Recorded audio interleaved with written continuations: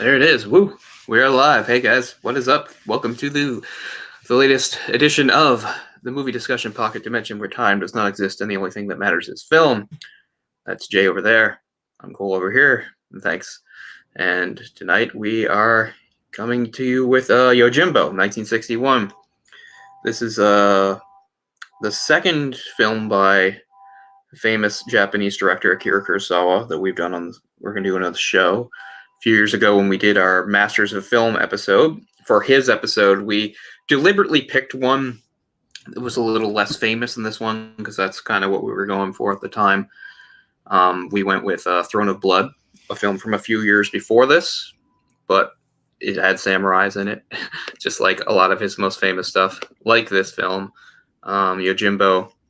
I mean, I think to people that know film, this is certainly one of the most celebrated of Kurosawa's works, maybe only just below Seven Samurai itself, and of course there's Rashomon too. So yeah, at the time when we did when we were doing the Masters of Film series, the point for most of them was kind of like maybe to do kind of maybe the less obvious ones, which is why we went with Throne of Blood. But as we said when we did those when we did that series, that we would revisit probably all of those directors in time. So here we are revisiting Kurosawa with Yojimbo, 1961, featuring the popular character Sanjuro, or at least that's the name he gives himself, which would show up again in the sequel the next year, which was not originally supposed to be a sequel. It was just supposed to be another standalone movie, but the success of this movie and people liking the character so much caused them to rewrite the movie so that now he was the main character in that situation. That, of course, being the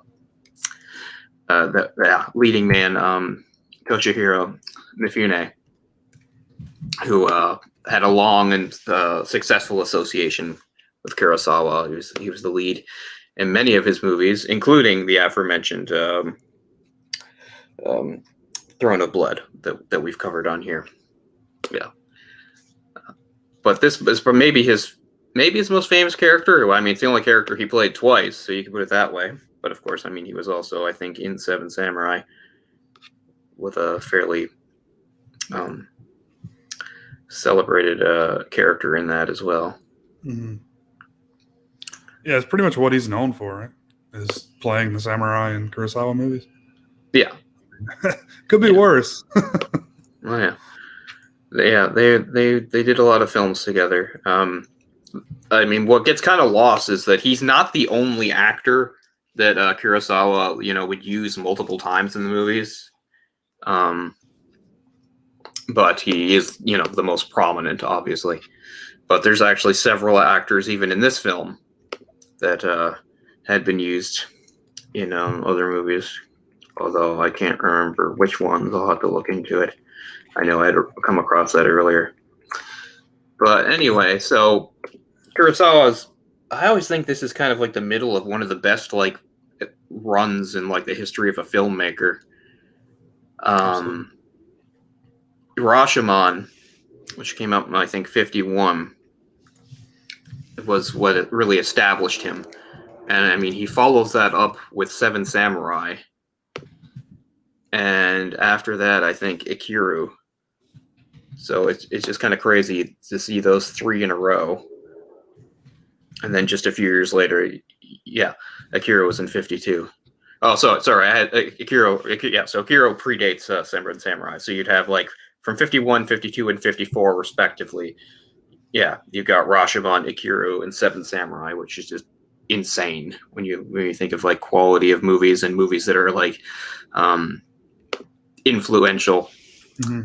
This movie is probably maybe his most influential.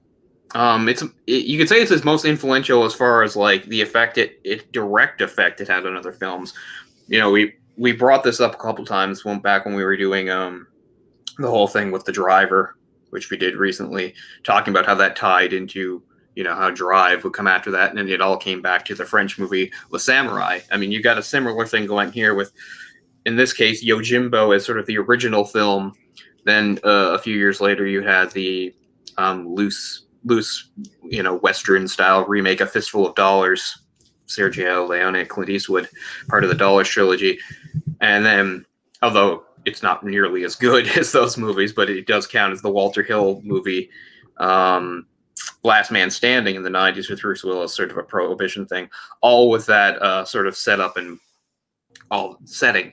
And also, it includes one of the worst films I've ever seen in my entire life, which is really saying something, because Jay and I are a couple guys that have seen quite a few films, and that is the Rutger Hauer 90s sci-fi film Omega Doom, which does have a similar sort of setup in that you have like a lone kind of drifter showing up in like a desolate sort of isolated town where you've got various factions. I mean, in the others, it's definitely two opposing factions. I even wonder if, I haven't seen the other and I never will again, if there was more than two opposing factions in Omega Doom. It felt that way. It felt so, I don't know. Anyway, it's one of the worst things I've ever seen. Most of it was just like dramatic shots of various people in the factions standing in doorways, like in anticipation of like there being a fight or confrontation. Like that's like what half the movie is. And of course that involves like cyborgs or androids or something like that.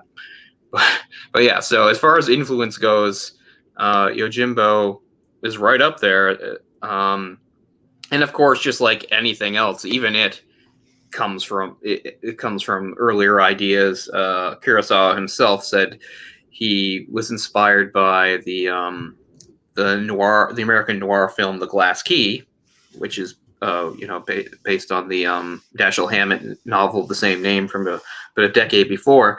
But what's weird is you wonder if he just didn't mix that up, because what it's closer in plot structure to is another Dashiell Hammett story, Red Harvest, which I don't know if there ever was a film of, but is a book I have read, and it does have some similar plot elements to it. So, yeah.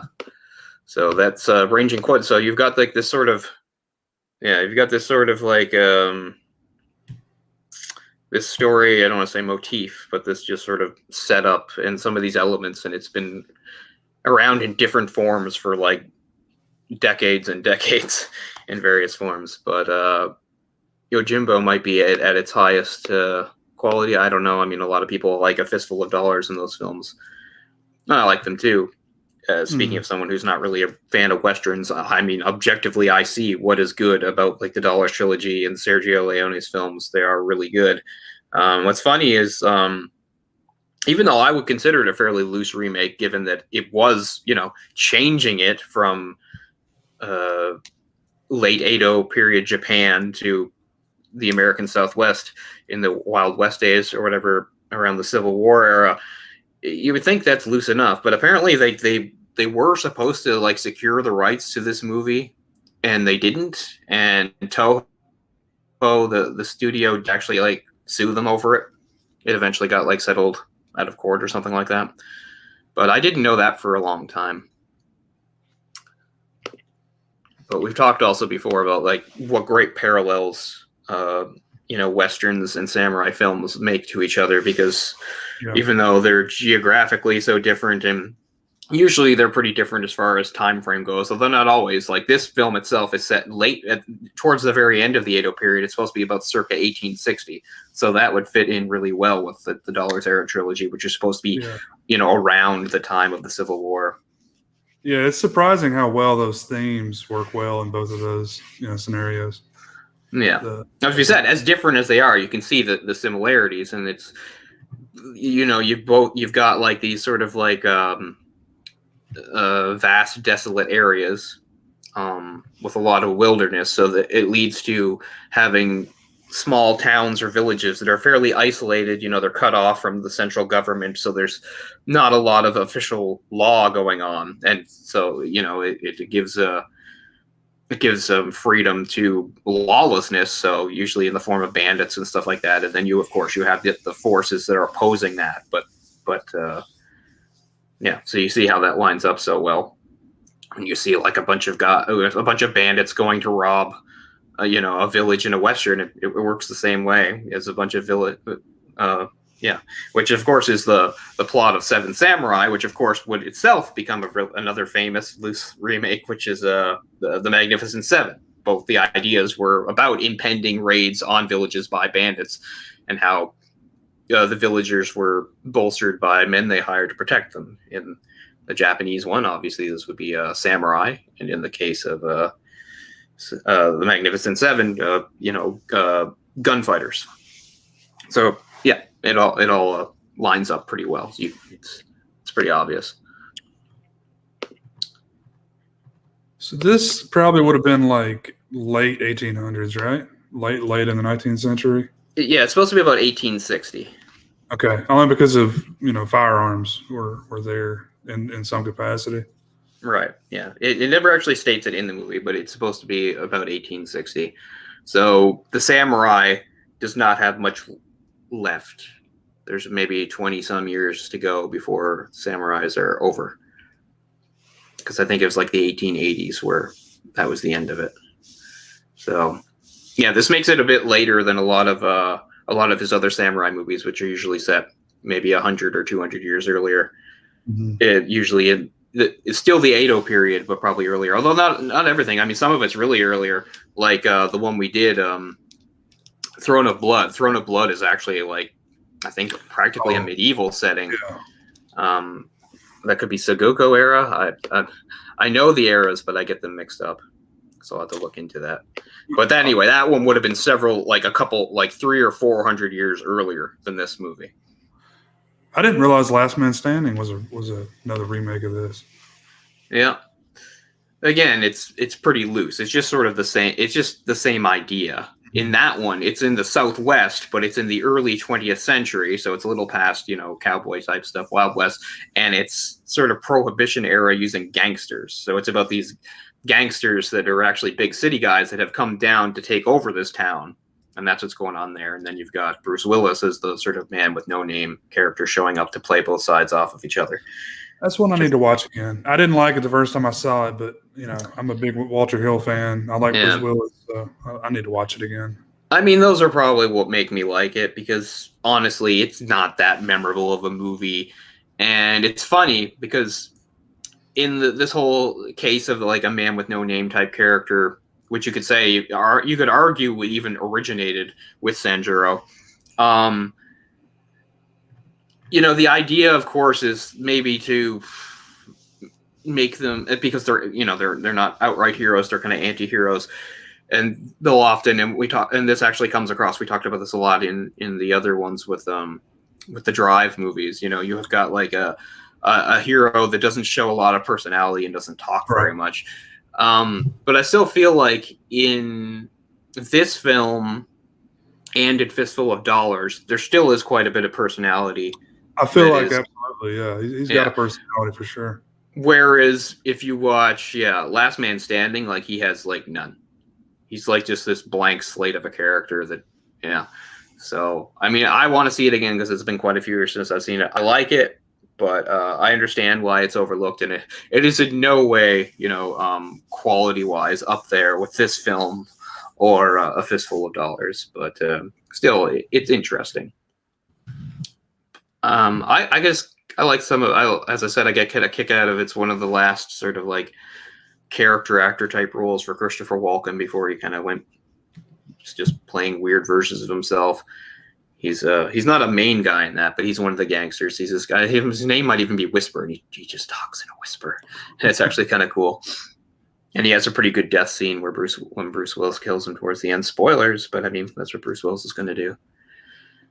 But yeah, I'd like to see it again. But I mean, I know it's not going to blow anyone away. It's a kind of a forgettable movie, and I think they kind of overdo the whole thing, as I said, about with the character, in that it almost makes Bruce Willis's character have like no personality at all. In fact, you don't even understand why he's doing what he's doing, because it doesn't seem like he has goals or wants anything. I mean, it ends the same way this movie sort of ends, because the whole idea is, since we're getting into it, once this movie ends, our main character, although he survived, he's not any better off than he was when it started. Like at a certain point, he was making money, but by the end, he doesn't have the money anymore. I mean, he got captured, so I assume they took the money from him. Although I don't know, maybe he could find some because some of the guys that took the money from him are dead. So I don't know. But it seems to me that, yeah, he definitely lost that money, and he's probably kind of like right back to like where he'd been when he started, and then he just moves on. They make that really emphatically clear in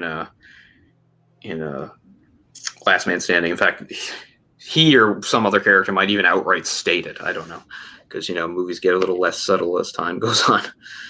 I don't know.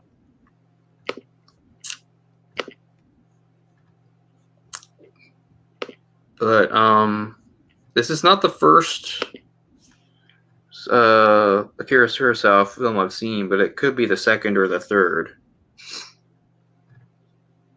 Really? And I saw it in Sanjuro close together. So for a few years, because I didn't see them again for a long time, I used to mix them up. But in the years since, I have seen Yojimbo several more times, so now I remember pretty well. Whereas Sanjuro, I don't think I've seen since that first time, which was well over 10 years ago. So I need to see it again. In Sanjuro, I think they play up the comedy a little bit more. Although this movie, in rewatching it for the first time in a while, I've forgotten how funny parts of it are, particularly once you get into the second half. I mean, the first half is a bit bleak, but once things start moving, and even though things get more serious, there's just some funny lines and dialogue that I'll point out as we go. But Kurosawa himself, I assume when we did our episode on Throne of Blood, I probably talked about Kurosawa. And it's not like I worry about repeating myself because it's been like 3 years. I'm just trying to think what might be notable to mention about Kurosawa. I mean, legendary director that he is, got his start in the business like in the mid-30s. I think he originally worked as like a set painter or something like that. I mean, he had a very gradual rise. Sometimes, especially when you have somebody in the first half of the 20th century, they'll go from like some small job to immediately being a director. Like it just like for some reasons, like the director didn't show up. You can be the director, and that's how their career like started. Like literally, his was actually more gradual, and then he worked from that, and he then in the 30s and start of the 40s, he was some sort of like director in training. He was kind of like an assistant director studying under more established guys. In fact, his mentor guy, Kajiro Yamamoto, but he also had a mentor who was an actor, Kenichi Anamoto. So both of those guys, I guess, sort of, took him along and showed him the ropes and helped him learn the craft. Sure. I don't think like the auteur director was really a thing yet at that time. I don't think they were really regarded as the artists that they are, since. So. Right. Yeah, and we talked about this a lot when we did stuff like New Hollywood and things like that, and it was something we talked about kind of recently when we did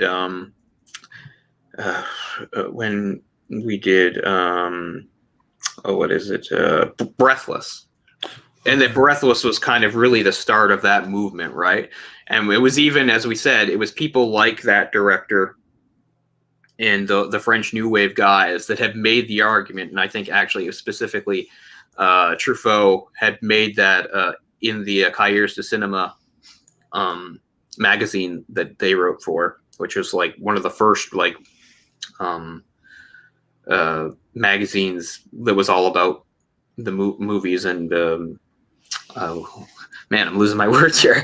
But like looking at movies with like a critical eye and regarding them that way. Anyway, he was the one that had made that argument. He'd written an essay or an article that made sort of the argument, the idea that the director really was sort of the key when it came to films, because he's in charge of everything, and this whole director as auteur, that's really what where that idea kind of came from. Obviously, it came from, and he was basing it on movies that already existed. But as we said, it wasn't like that. It was the perception. it was more in the first half of the 20th century. A good director was it was more like a business-like thing, which it still is. But the artistic side was, if a movie was going to be artistically praised, it went more so, towards the actors or maybe perhaps the music and things like that. Whereas it was like, a good director was a guy that got things done, on budget, on schedule, got everything working and was efficient and could crank out movies at a good pace. That was more how directors were judged probably at that time. And it was, through sort of this re-examining of it in like the late 50s and into the 60s. And then it gave birth to the movement. Where it almost sounds like a management. All that come to fruition. Like a management. Yeah, it really was. Your responsibility is to get this thing done on time. You control everybody else that, they're doing the art stuff. Yeah, exactly. You make sure they do their jobs right. And there were directors that saw it that way. But then, and yeah, you have to wonder about that too. If maybe there might even have been a transformation for some of these guys. Maybe some of these guys came into it seeing their role that way. But as they became involved and worked on movies, I have to imagine that they realized, they were just as big a part of the artistic process as the other people involved. They weren't just the manager managing things. They were making decisions that actually, contributed to the artistic, I don't want to say direction, because it's the director, you know what I mean? But yeah, they were actually contributing in an artistic way. But the perception was a little different in other countries. So it's possible that Kurosawa got some recognition as an artiste or whatever a little earlier than maybe some of his peers in other countries. I'm not sure. I'm not even sure how well regarded he was in his own country until in the 60s, really, when some of his films were starting to be seen in the West, where they started to get, a lot of acclaim. I'm not really sure what the perception of him in Japan was before that, but by the 60s, when some of these movies were being seen by foreign audiences and they were, blown away and raving about it, Yeah. So that's when he really got his claim to fame, when Western audiences discovered his work. Yeah, I think so. Like, I mean, I don't want to say like it took like validation from, foreigners or people in other countries to get him appreciated in his own country. I'm sure that's not true. Obviously, he was respected. I'm just not entirely sure what the perception was of him at the time. As we said, was he like considered a good director because his films did well and they were efficient, or were people like regarding him as, again, an artist, somebody that could contribute on that level and not just crank out films like a Factory or whatever like that. Mm-hmm. He kind of did there for a little while. He really cranked them out. Yeah. I had a whole thing on him right here, and I don't want to jump around. I just want to. There we go. Yeah, I just want to see his. Just want to see his filmography so I get a better sense of. Yeah. So. Right. So he did numerous movies in the 40s. But Rashomon, which came out in 50 or possibly 51, was really his sort of a rival. Not to say that none of the movies before that were any good or anything like that. I've never seen it, but Drunken Angel from 48 has been mentioned as a very good movie. And the same year he did Rashomon, he did Scandal, which is a very good movie. And actually a movie that's has a contemporary setting, unlike a lot of his movies, which are usually period pieces set somewhere in the past. But that run is just bonkers. So you have like Rashomon. This is all in a row. Rashomon, The Idiot, Ikiru, and Seven Samurai. I don't know. I Live in Fear, which is 55, but then Throne of Blood came out right after that. Man, I need to look some of these up. I didn't realize it was so many I hadn't seen. I haven't seen most of the early ones. I basically count from 50 on. It's not like his 40 stuff doesn't count. It doesn't mean I wouldn't want to see it. I just mean there's other stuff. The one I really like, the that doesn't get talked about as much, I think. It's because it's one of many movies with this same subject, is The Hidden Fortress. Yeah. The Hidden Fortress is a good movie, but there's quite a few other movies that have basically the same plot. There's a lot of them. Yeah, I think Hidden Fortress may be around my second favorite of his that I've seen. I mean, not exact same plot, but you know what I mean? Similar stuff. That, of course, also has Toshihiro Mifune.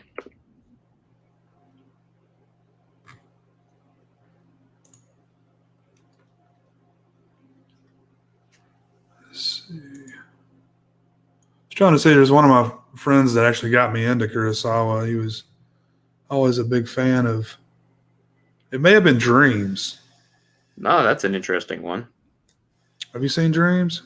No, that's one of his really late ones. Yeah, it was one of the late ones. I know that. It was either Dreams or the one right after Dreams.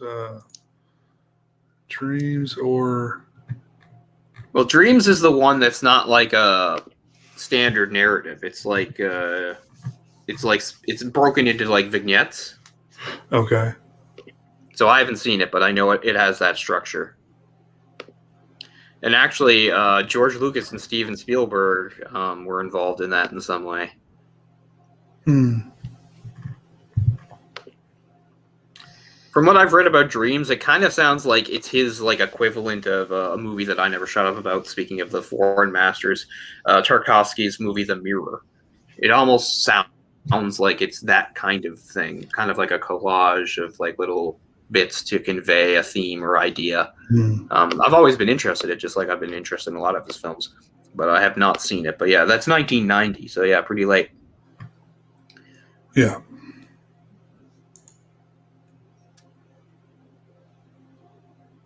You know, in 1951, he did The Idiot, which is, you know, an adaptation of the Dostoyevsky novel.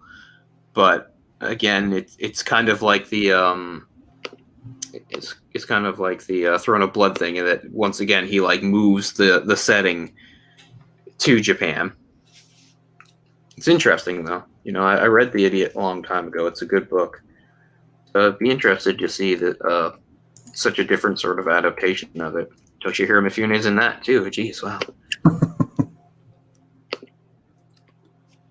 But anyway, this movie, sort of a classic setup, as we said. So you've got a small town or village that has basically no law.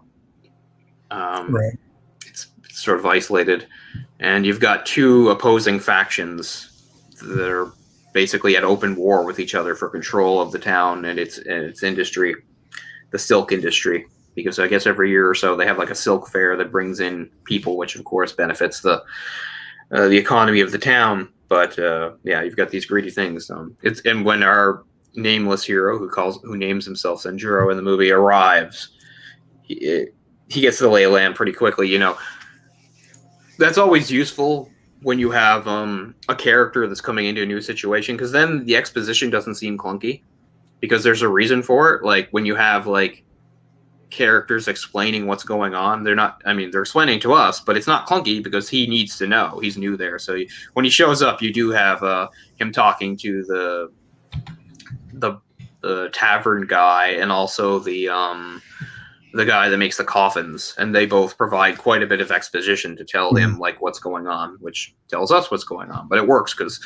he needs to know, because he's just this drifter that's shown up and wants to see if he can profit. And he has a pretty good plan, although it is a bit risky. But he also realizes, like, you know, these guys aren't that smart.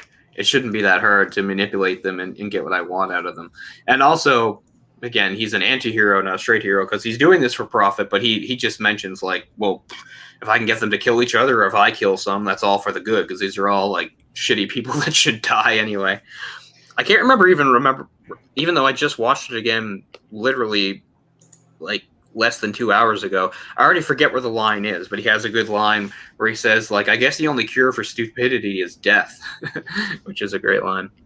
And there's some other good ones later on, too. As if you were unsure of how seedy of a place this is, a dog has a human hand in his mouth. Yeah, it's a great establishing shot. Like he shows up and the main street is empty, right? Everybody's in hiding and the groups haven't come out yet. It's just this empty street, and then a dog comes running down the street holding the human hand. Yeah, good stuff. Speaking of dogs, I guess as direction to his actor, Kurosawa informed Mifune to play the character like a stray dog, which is one of the reasons why he sort of like fidgets and scratches and stuff when he's on his own. So that's part of that. I guess some of the other actors also had sort of similar direction in that he wanted to compare some of the characters to various animals. I know one was supposed to be like a snake. I didn't really notice, but yeah. So that's kind of interesting. Yeah, that was I'm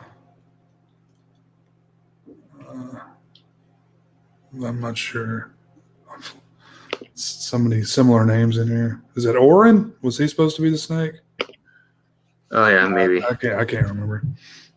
Yeah, I have to have the list in front of me to like you said, to keep the names straight. Like I know which characters are which, but it is a little tricky remembering which names go with who.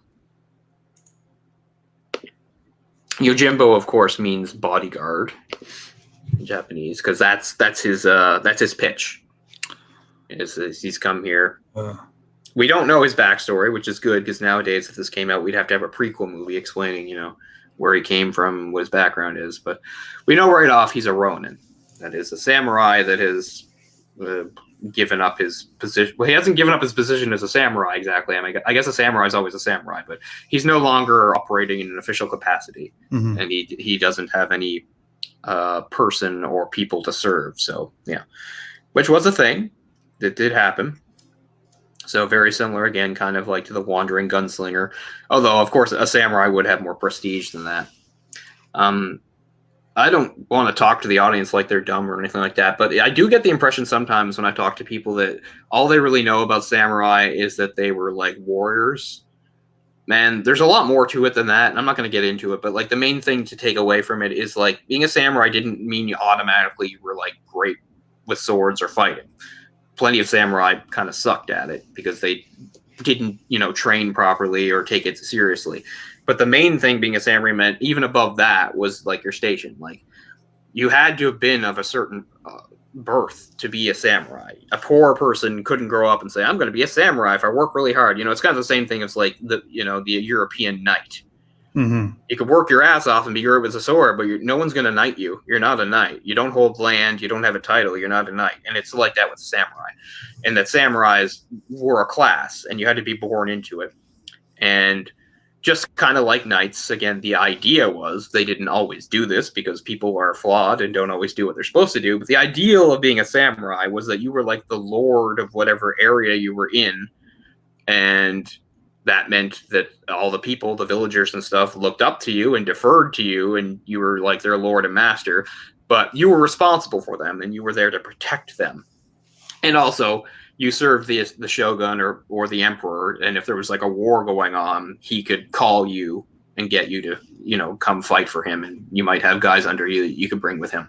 So that's what it is to be a samurai. So the Ronin is a samurai that's forsaken this and just gone his own way, and that's what we have in Sanjuro. And we don't know his backstory, and that's fine. We don't need to know. We just need to know he's a wandering samurai. But yeah, that's the other reason why he would be so coveted by both sides, because a Ronin probably is a samurai that really can fight, because otherwise you're kind of worthless.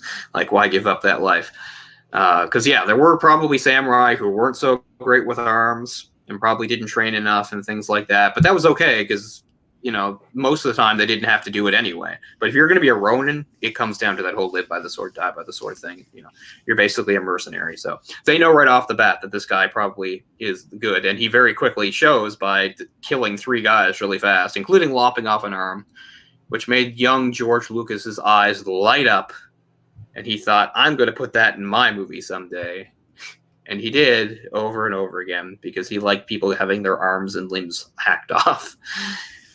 I don't know. Well, so a Ronin is just they're just like a lone wolf type character. Like they abandon all allegiance. Right. They don't. Yeah, all allegiance.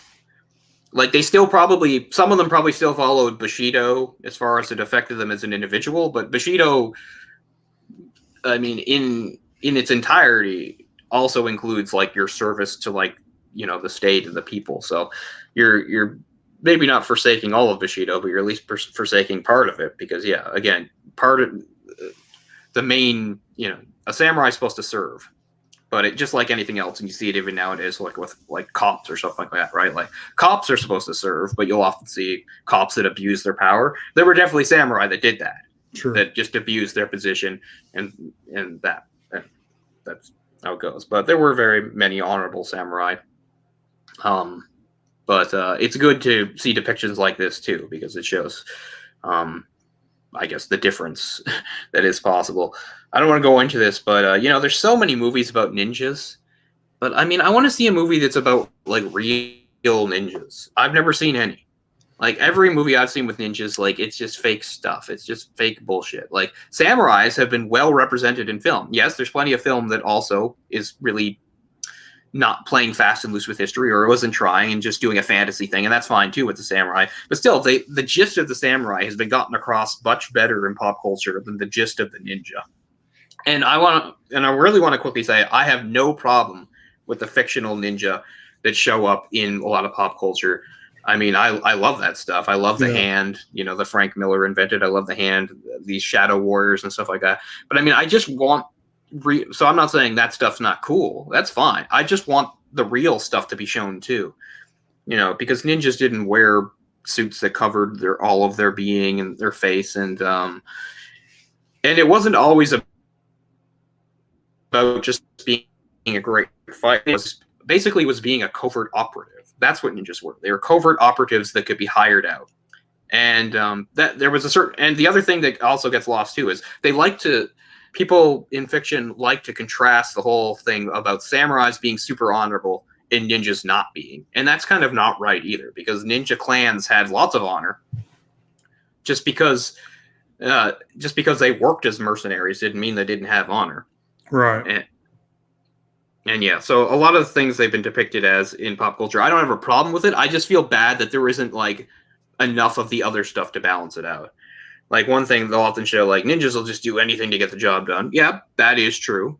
But sometimes they also show like ninjas don't fear death. It's like, no, ninjas definitely don't want to die.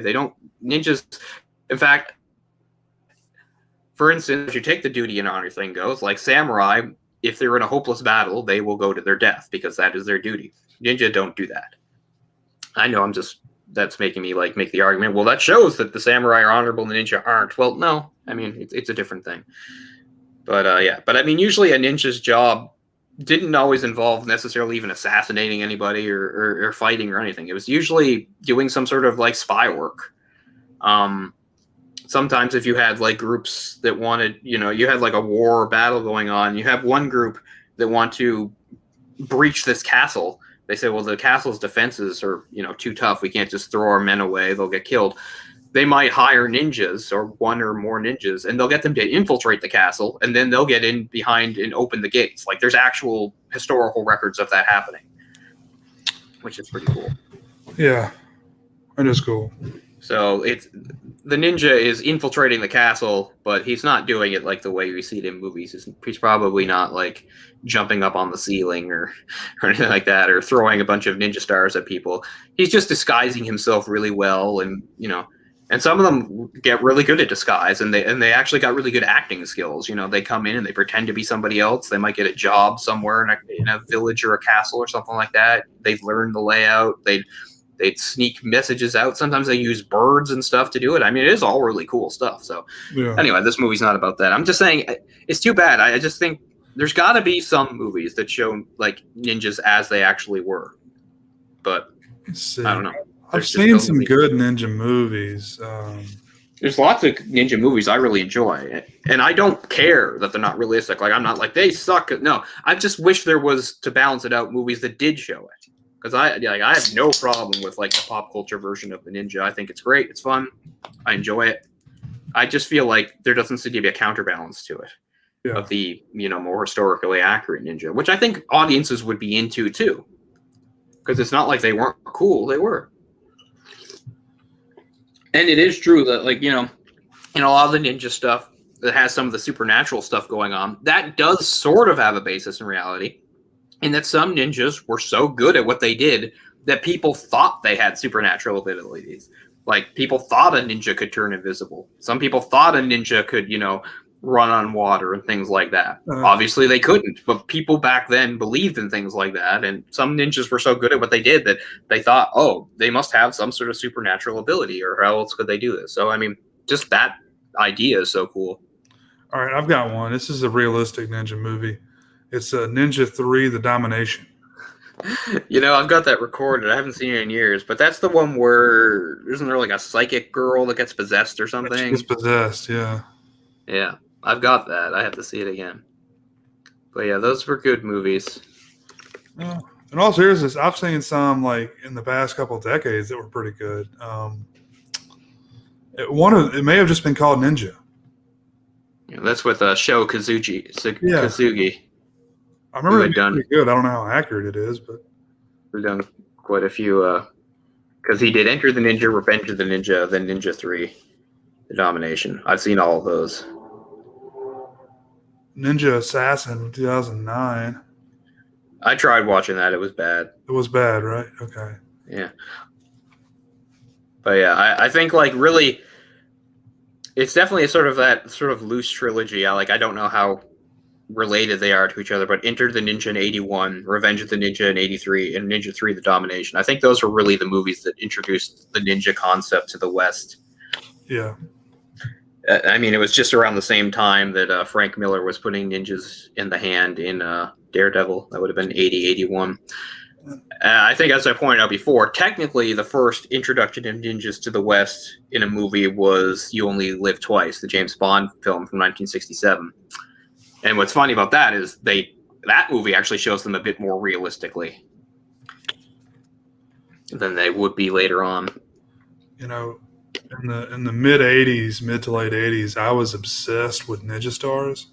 Oh yeah, I was obsessed with all things ninja. I mean, I was the perfect age for Teenage Mutant Ninja Turtles. I'm trying to figure out where I saw those. This is before Ninja Turtles. I know that much. Wow. But like, where would I have seen that? I mean, it must have been television or something. Yeah. Maybe you saw American Ninja. I think that may have even been later than that. But I was, and those aren't even real, right? Like they didn't even use like shurikens or whatever they're called. I don't think so. They did use a lot of weapons, but again, it's probably not the way most people think it were. Because the whole point of a ninja is like not to really openly fight if they don't have to. Mm-hmm. And when you think of like ninjas in history that have actually been mentioned, like very few of them, like does it say? I'm not saying that they weren't martial artists, but that's not really what gets talked about, really. Whereas now, that's the big thing. Like they flip around and fight really well. I'm not saying they couldn't. Real ninjas probably could, but that wasn't really sort of the thing they were known for. Again, it was just how effective they were at infiltration and what's the word I'm looking for? Spying. The other word for spying. But anyway, it's fine. Yeah, like we associate them with being like really good at martial arts, but that wasn't necessarily the case, right? Right. I'm sure there were. I'm sure there actually were. And I mean, people to this day kind of argue over the martial art ninjutsu, like how, not that it's not legitimate, but like, just like any martial art, things change over the decades. So it's like, what was like the earliest form of ninjutsu really like? Like, what did it really focus on? Like, people aren't really 100% clear on that. And it doesn't help when you've got like liars like Frank Dukes running around making weird claims about it. Well, the ninja, just like the samurai, are also gone. It's another thing that's sad. Like, that's why it's so nice to watch like something like the Marvel Universe, because those things still exist in the Marvel Universe, which is cool. But there's no such thing as a ninja now or a samurai now. I mean, you could train like one, but it doesn't mean you're one. Right. And once again, just like samurais, ninja thing was like passed on by blood. Like ninjas were clans. You were born into it. That doesn't mean they didn't take in people and train them. They probably did, especially if they had access to somebody who was talented. Yusashi Yojimbo.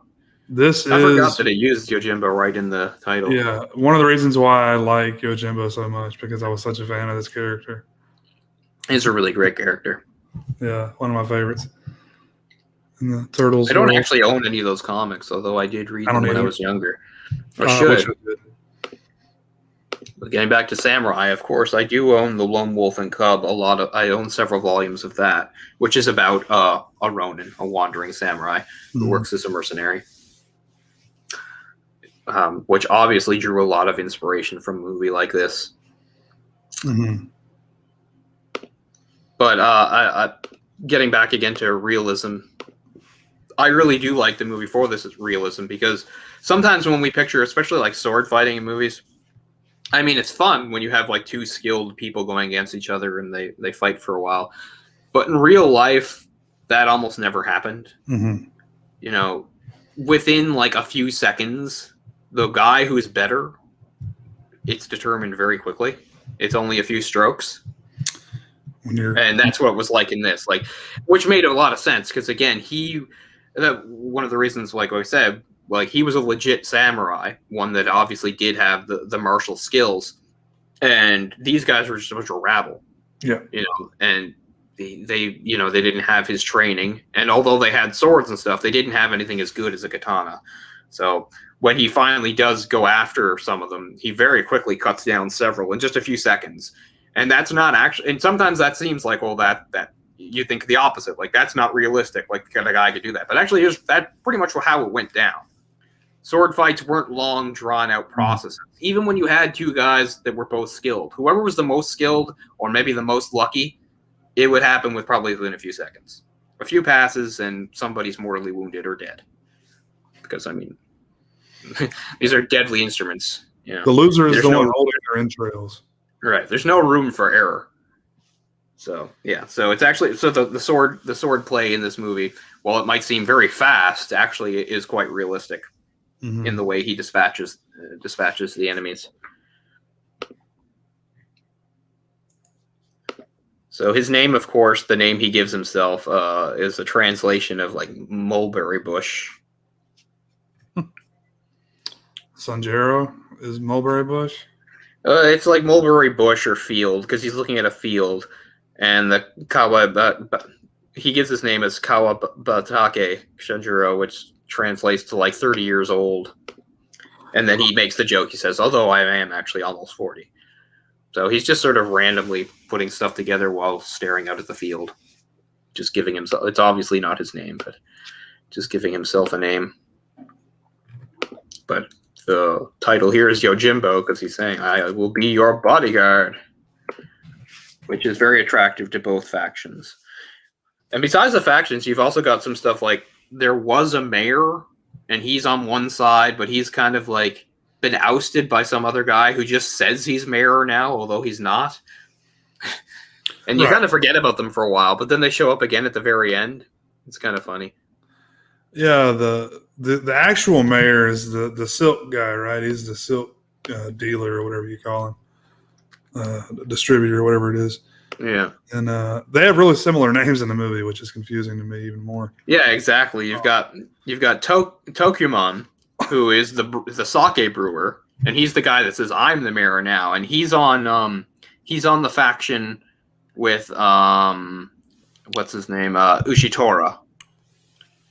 And then you've got Tazumon was the mayor, and he was the silk merchant. And he was more or less on the other guy's side, although you didn't see him much. One thing that gets kind of lost and you can forget about quickly is that he's so like freaked out by what's going on that he's kind of losing it. And there's not too many scenes with him, so it's easy to forget. So when he shows up at the end and he's all crazed and kills the other guy, it's easy to forget who he is and what's going on. But that's because he's had like a psychotic break at this point, is what it was. Because he was the actual mayor, and he knew, and obviously he felt like a lot of reasonably fear, because he was a mayor who had no power, and I'm sure he saw himself as a target for either of these guys. So you understand why he was pushed that way. Sure. So yeah, the last kill of the movie is technically him losing it and going and killing the fake mayor, the sake guy, Well, who had said he was mayor. you know him because he bangs his drum out of frustration, I guess. Yeah. It also ties into some sort of religious thing, Okay. I think. Like some sort of religious rite or something like that. I can't quite remember. It's a prayer drum, so yeah. So some sort of Buddhist thing. Mm. But yeah, it is hard. But yeah, so you've got Yoshitora is one of the gang leaders, and the other guy is Sebe. And actually, Yoshitora had used to work for Sebe, but then he betrayed him and tried to start his own thing. So that's what you've got going on here. It's Yoshitora versus Sebe. Yoshitora has sort of the more memorable crew. Yeah. And then also what gets a little confusing is some of them have like brothers or sons and stuff like that. Right. In that you've got what's his name? Shit, I'm already forgetting. Oren? Yeah. So Ushitora had the brother Inokichi, who's just kind of an idiot, and then his other brother was Unasoke, who was the guy with the gun. Okay. And I guess Saibe doesn't have a brother, but he has a son. Yeah, and Saibe has a son who's kind of like inept because when Sanjuro first arrives and first like makes the deal with Sebe and says, "Hey, I'll be on your side. I'll help you," after he basically extorts him and makes him pay him a ton of money. It's amazing how much he lowballs him though. He's like, "I'll pay you 3 ryo," and he just keeps walking. By the time he's like gets to the door, he's up to like 30 ryo. He's like, "Okay, 30." It's like, and it's like 25 now, and it's like 50, 25 now, and then 25 when it's done. Like so, yeah.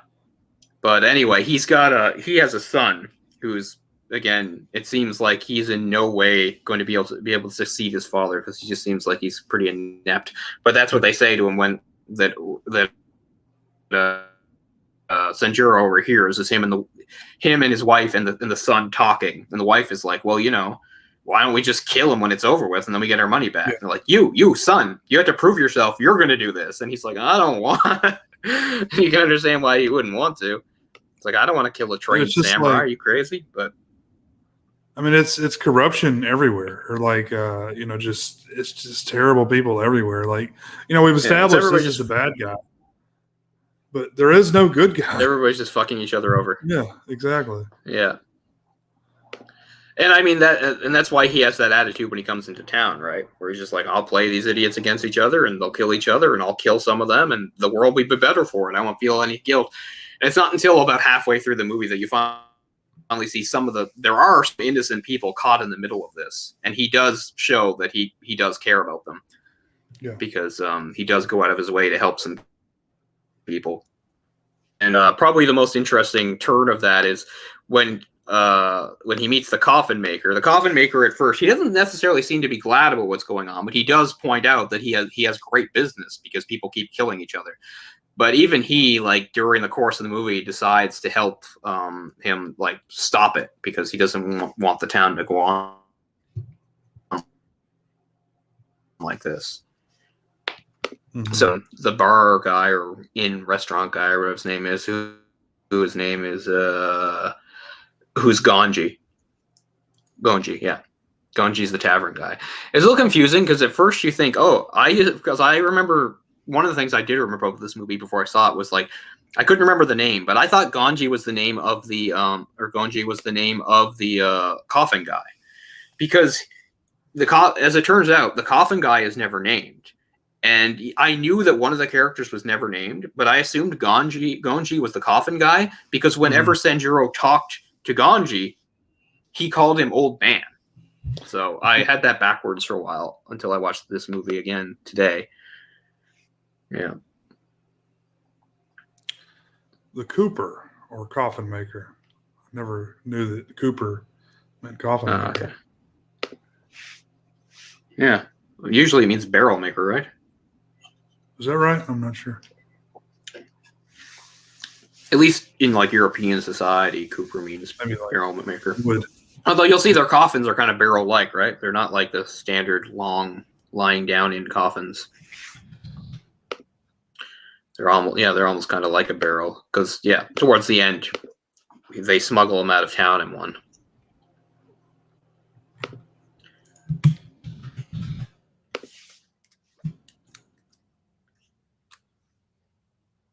Also, with another Star Wars thing, like I said, it has some similar plot elements to the Dashiell Hammett novel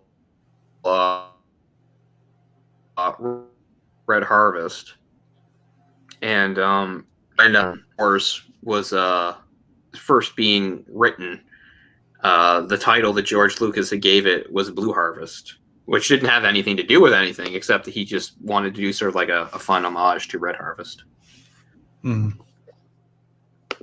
In fact, if you watch the Family Guy adaptation of Star Wars, the 2-part one that's based on A New Hope is called Blue Harvest, and that's why it's a nod to that. Cooper actually does all that. Red Harvest also influenced a movie we did on here, Brick. Although that was less the plot and more the feel, right? Because Brick was very Dashiell Hammett. The way everybody talked and operated was that whole style. But yeah, really good movie that we did a couple years ago by Rian Johnson, who would go on to do a Star Wars movie. Everything's connected, people. And it's all connected.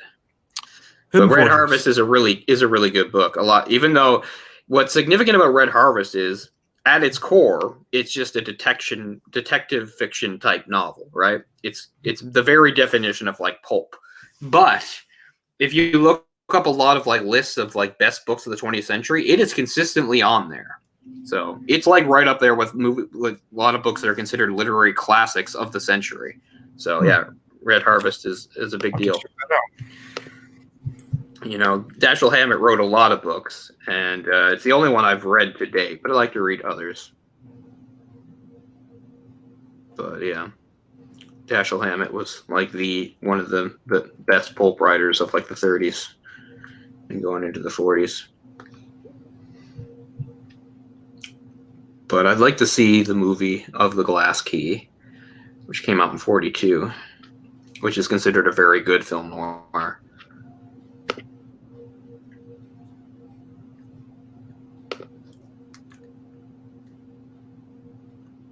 Very cool. You know,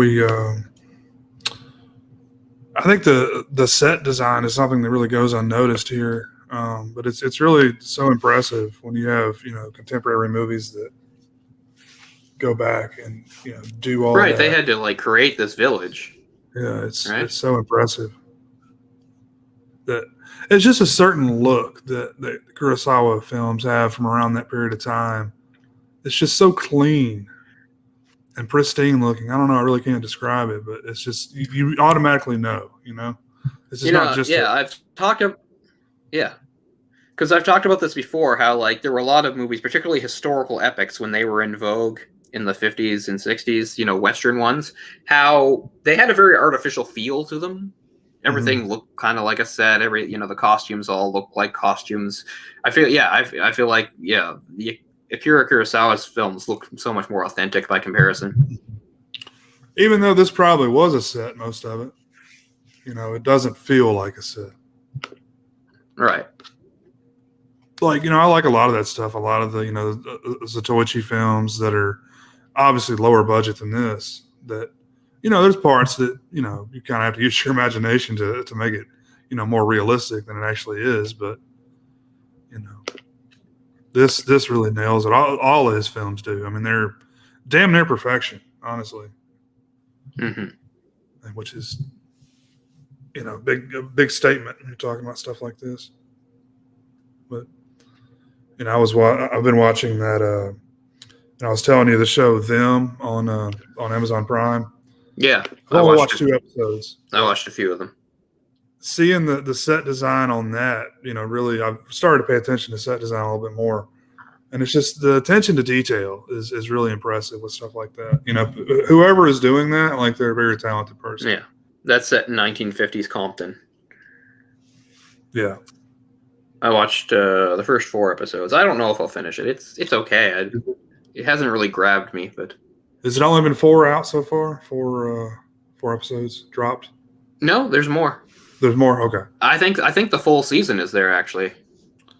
I know I saw it was a big controversy over some sort of the brutal racial violence, but I want to be like, you guys know that it was brutal, right? Like it was pretty awful, horrible stuff, you know? Right. Well, Actually, the difference is there's 2 sides to that because a lot of people were talking about, and this is a thing, it is true, white fragility, right? Where it's like sometimes white people feel uncomfortable seeing that sort of stuff and blah blah blah.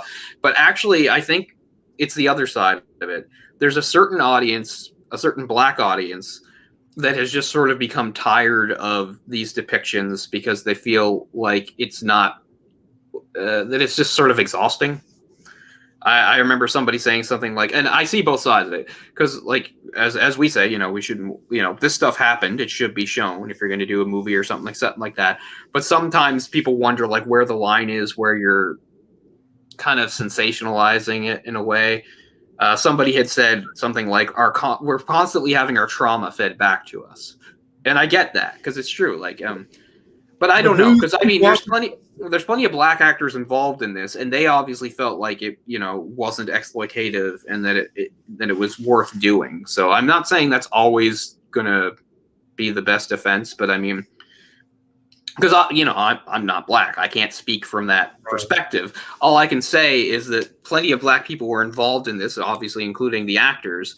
And I'm not saying one black person speaks for another or one group. Everybody is an individual, but I'm just saying they obviously felt that that it wasn't being sensationalist and stuff like that. And it is true, there will always be, and you can see this in any kind of movie. As we said, you can't control what people enjoy or get off on, right?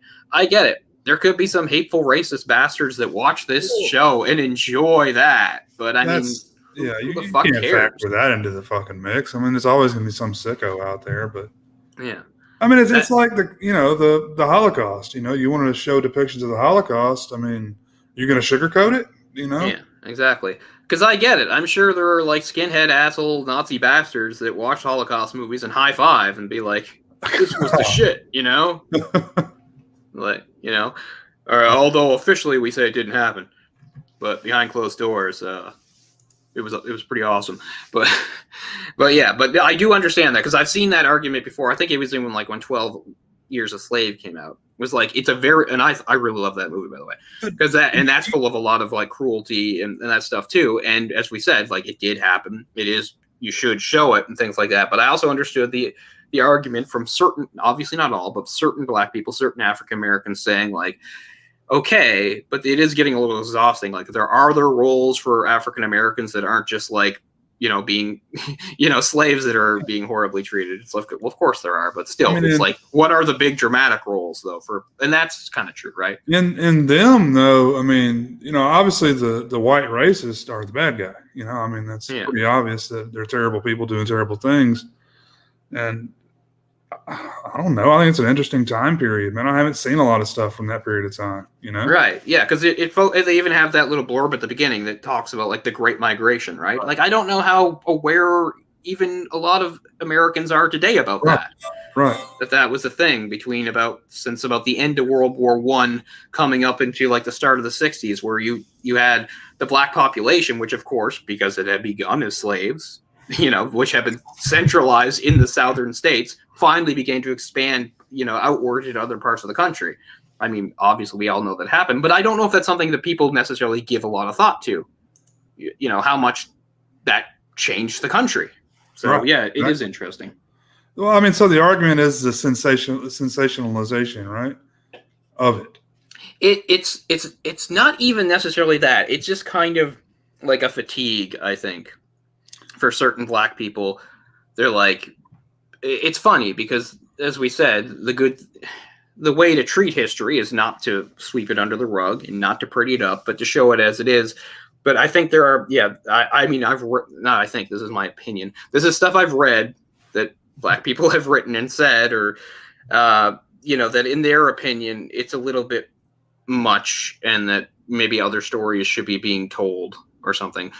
It maybe bums them out a little that like a lot of the big roles for a black actor is still to be like some suffering character that is being I don't know that that's the being case. the I don't that think is the victim of like harsh racism. Like I said, I see both sides of it, but I don't know. I mean, yeah, I mean, I get both sides of it too. But like you said, as a white guy, I can't really comment on it. But I mean, this is some sort of like this has some sort of supernatural horror element to it that they're very are gradually working in, and obviously, it seems obvious to me they're trying to do like a juxtaposition here, right? You've got that at the same time as the trauma the family's going through with facing the racism. Yeah, this is fiction, right? This is not based on any sort of reality other than things that actually did happen at the time. Yeah, of violence against black people in America. Right. So it's crap. What was I gonna say? I lost it. Sorry. That doesn't matter. No. Yeah, I do get the other side of it, but then for that one, I would just say then you just don't watch, because that's kind of what I would say to that. I'd be like, I totally get it. Like if you're like an African American person and you see them and you say, oh, it's another, oh, it's I don't feel like watching that. Like that's completely fine. Like of course, I totally get why you wouldn't want to watch it. Sure, like, I get that. Yeah. Yeah. I mean, so I get that. So I can understand. I guess it's true though. Like when you look back at some of the history of some of the like most notable roles and things like that, like Denzel Washington, like one of his Oscars is for playing a suffering black man during the Civil War.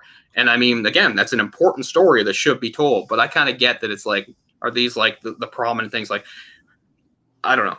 It just seems it is kind of true, and this is something I've only thought of myself. I have not actually seen somebody say this, but sometimes when you think of like some of the most prominent black roles, it always has to be wrapped up in like their suffering at the hands of racism, because it really did happen. But I also understand that people want, because you think of something like Roots, which is a great series, but it's all predicated on this. It's just like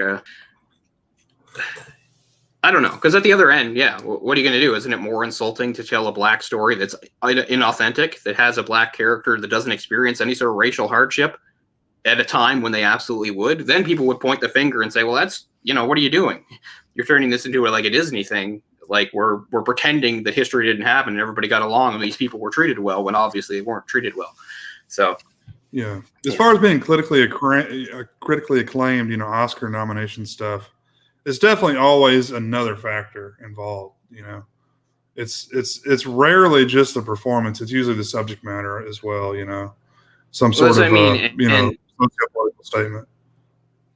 Yeah, but I mean, and to be honest, because suffering goes around, although plenty of it certainly happened to the black people. It's why you look at like a Holocaust movie, like we just mentioned, like Schindler's List. It's like, it's that kind of stuff that gets people's attention, I guess, is what it is. Which I do think, again, it's another both sides that I see of the argument thing. Like, I don't think Schindler's List should be ignored, and I think it's great that it got all the attention it did, absolutely. And it's like probably the most authentic Holocaust movie out there you can watch. But I don't know. It would be nice to have a year go by where like the movie that gets a lot of acclaim and attention isn't necessarily about something really horrible. I don't know. But yeah, but it's like you said. That's what it's just like what are the great black stories? That it's just like it's like 12 Years a Slave and all this stuff. It's just like let's show them. And I understand probably from the point of view of a black person, it's like they're well aware of the history. They probably have family went through it, but maybe they'd like to see a story of somebody like succeeding against maybe not so brutal of a backdrop. One thing I always thought would be good, and there don't seem to be too many like at least mainstream movies about it, would be the Harlem Renaissance, because obviously even if you did a movie with that, it would still obviously have to have some racism because it did happen, but it was a bit more self-contained. There were people that could live their lives not exactly entirely free from that, but they lived in a more insulated black community at the time. They were still surrounded by a lot of xenophobia and racism. So, I mean, I haven't really seen any movies that are really a focus of that, or at least not any sort of like mainstream ones. Honestly, if you did anything about African Americans before like the 90s, you got to include a lot of racism, right? Because Right. that's how Yeah. it was. Yeah. I mean, even And as we said, today, like if you didn't, wouldn't it look worse? Because it'd be like, well, now you're just like pretending things were different than they were, and that is kind of insulting, right? So yeah, so I understand it, but yeah, but all I know is that there are some people that have a real problem with with the stuff going on in them, and it was not white people feeling uncomfortable or anything like that, or even necessarily people thinking it was sensationalism. It was just more kind of like a fatigue thing. It's like, can we see some black stories that aren't full of this? But again, you can, but you can't set them in these settings, unfortunately. I mean, what you're it's signing sad, up for. but I mean, it is what it is. The first 5 minutes of the show, you know what you're signing up for. If you buy a ticket to go see 12 Years a Slave, it's going to be some bad stuff going on, I mean. Exactly. So, I mean, that's the kind of thing you'd want to avoid, regardless of your race. But I certainly understand if you are black being sensitive to that. But I just mean, that's fine. Like, people like to make fun of trigger warnings and stuff like that. But no, I get it. Like, I get why trigger warnings exist, especially for people that have been through real things. That's why trigger warnings are here. Trigger warnings aren't for people that are sensitive. They're for people that have experienced real trauma, and sometimes a work of fiction can bring them back to it, So I don't mock that at all. I get it. Like, it might not have been that, if you, back in the 90s, if you had a grandfather that saw combat, maybe he wouldn't want to see Saving Private Ryan. Maybe that would be too much for him, It all depends upon where they're at and how they're feeling. Some of them probably watched the story and felt good about it because they're like, yes, that's what it was like, and this is it's a fictional story, but it's a good representation of what it was like and sort of how it felt and how it looked. But I'm sure there were some that they couldn't fucking watch that. Even decades later, they probably couldn't watch that. So we all just have to be responsible, I guess, for the content we watch.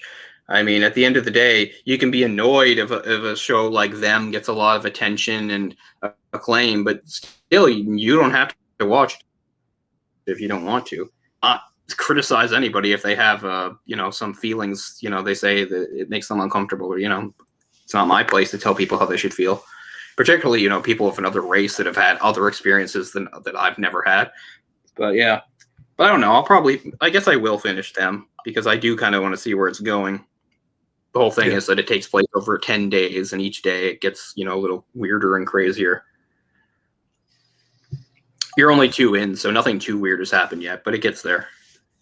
I'm definitely intrigued and curious.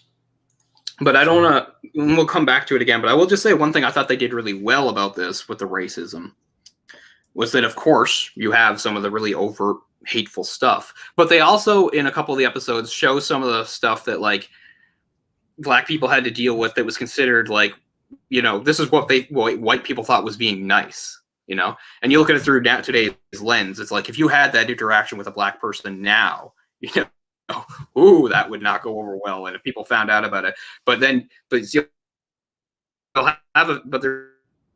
a few of them in Them where, like, the person thinks they're being nice, but they're still, being, really insulting or whatever like that, but they don't get it. So that's the other thing, like baby steps like that. Like, it's the type of thing that would really annoy and upset anybody nowadays, but they just had to sort of, and it's not like they weren't annoyed or upset, but all they can think, well, at least they're not, shouting slurs at me or actively attacking me. Right. So that's progress, So that's something that you see, the father, you'll get to see the father deal with some of that because he's an engineer.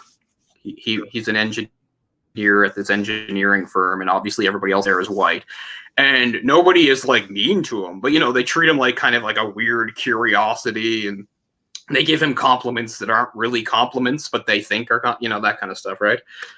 So I think the show's good for showing that too, because it shows, like, when we think about racism, obviously we can think of the really overt, obvious stuff, but then there's a smaller, more subtle things, and a lot of that still happens to this day.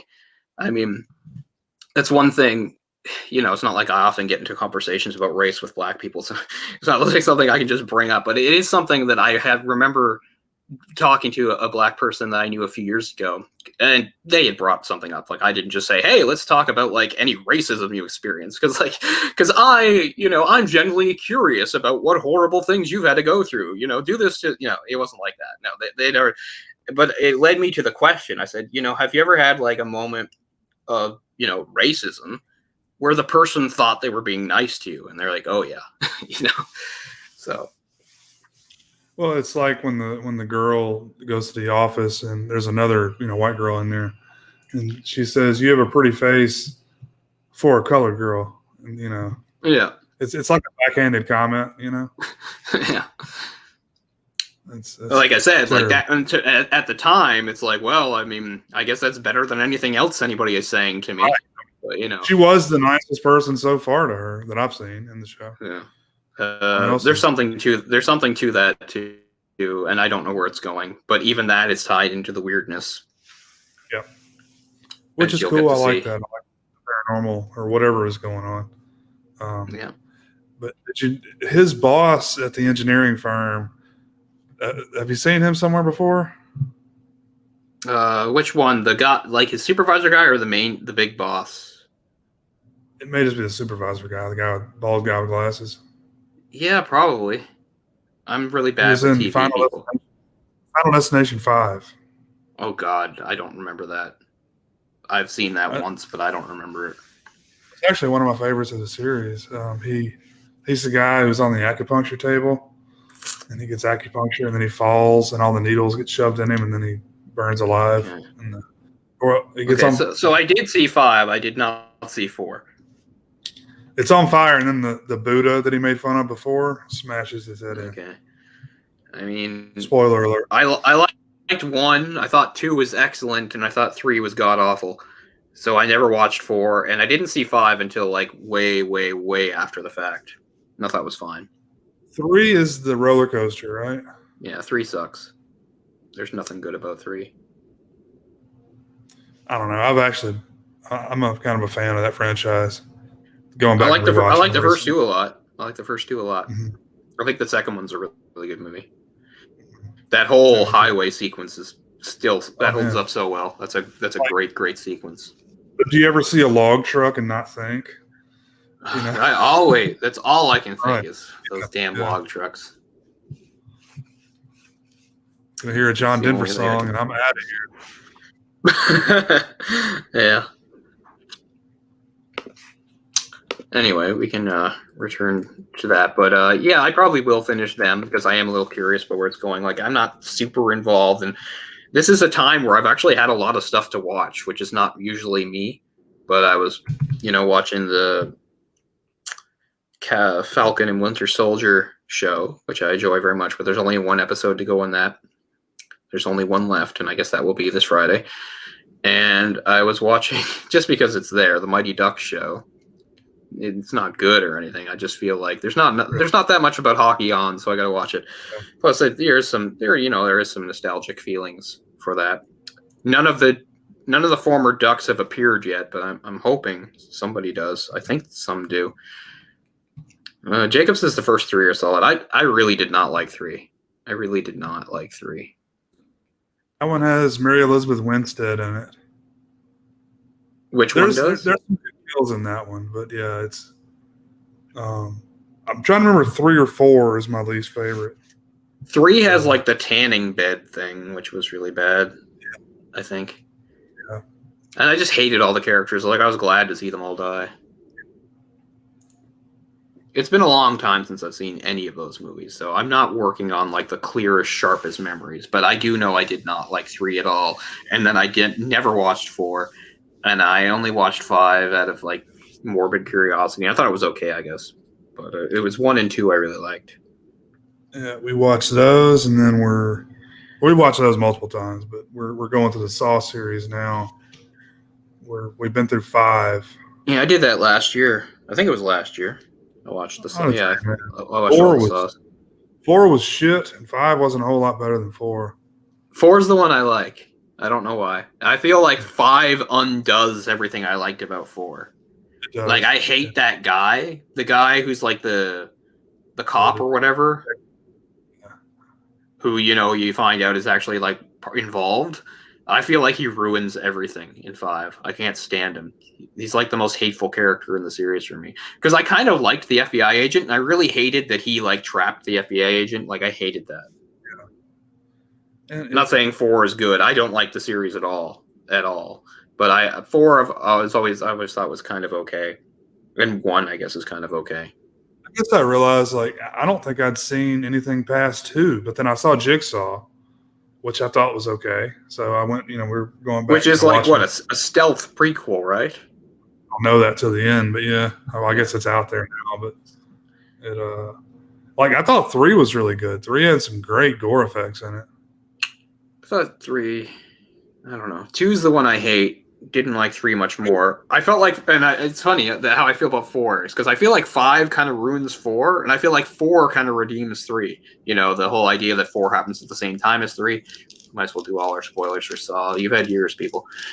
But I don't really remember 6. 6 was Saw 3D, right? 6? I haven't seen 6.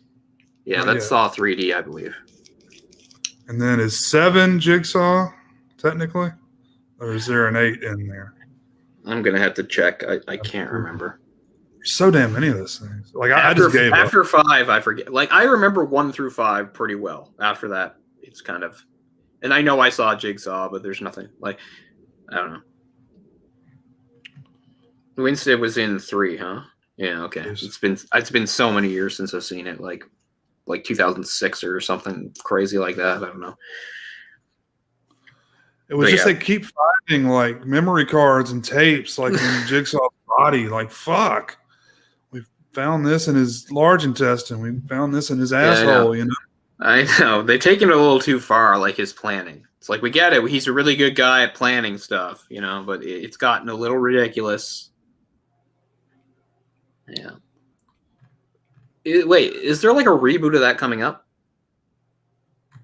Well, yeah, is it a reboot? I know it has a sequel. It may be another sequel, I'm not sure, but it has Chris Rock in it. I know that much. Well, I haven't seen Chris Rock in a movie in 1,000 years.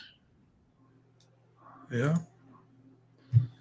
So we got 5, we got 6, and then the final chapter, so 7, and then Jigsaw is 8. So this will be technically the 9th movie. Okay. 9th movie in the franchise. I guess I've seen 6 and 7, but I don't. One of them is Saw 3D. I think 6 is Saw 3D. Is it just a gimmick? Like, it's in 3D? Yeah, I never got why people like a lot of people that like the Saw series kind of like root for Jigsaw. Like, exactly, hypocritical is right on the mark there, Jacob. Because the whole as I've said this in many movies, this is a little different because usually it has something to do with like what's possible and what's not. But this is more about like a character's choices. I hate when movies break their own fucking rules. And Jigsaw breaks his own goddamn rules. He'll kill people for the stupidest reasons. Like, at first he makes it seem like, oh, I'm punishing bad guys and I'm getting people to appreciate life. But there's so many kills in those movies where it's just like, why would you kill that person? Or, stuff like that. Like, spoilers for Saw. Okay, dude's got cancer, right? He's dying of cancer, so I'm going to use my last days to punish people that wronged me or whatever. So I get the one guy, the guy who, I forget what he even did, but not the photographer guy, the other one who has the family. There was one guy, and it's not even in the first one, who, remember, so Jigsaw's wife worked at like some like free clinic for like drug addicts or something. And he was there, and then he came back to rob the place, and he like smacked her with the door when she was really pregnant and caused her to lose the kid. So that one I get, because that directly affected him and his wife. But yeah.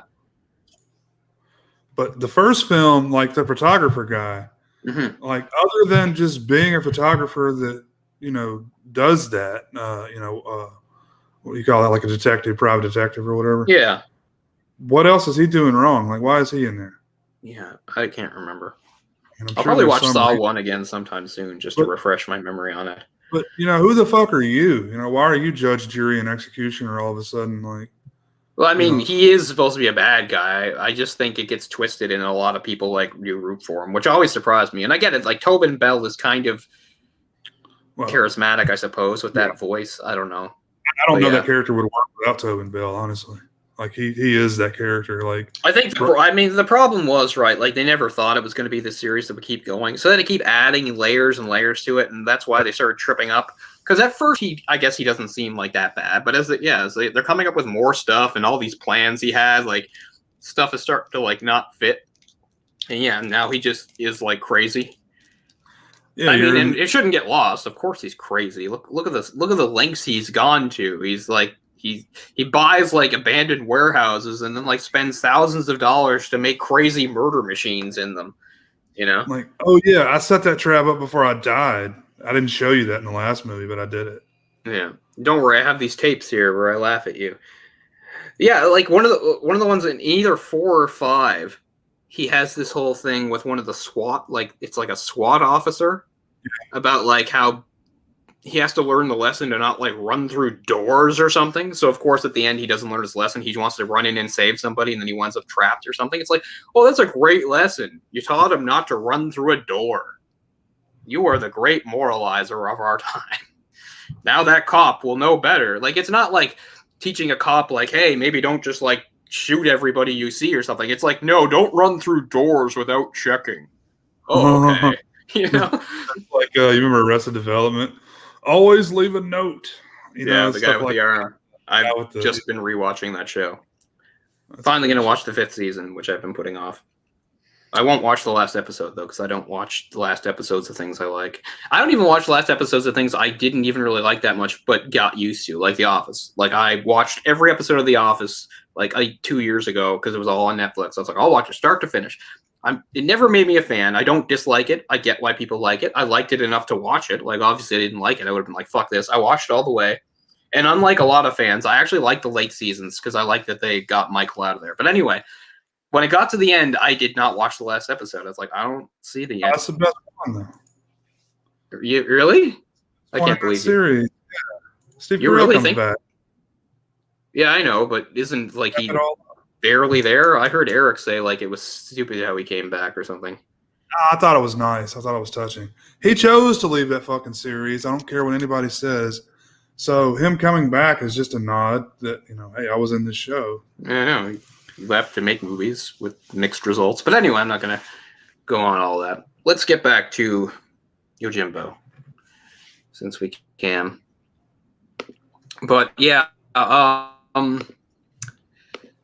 could say this for like every single one of his movies, but the cinematography is like right up there. It's a lot like what you said about like the sets. Like the camera work is just a really subtle sort of thing that works so well. There's so many shots where he'll just frame a shot and keep things still for a while, which I don't know.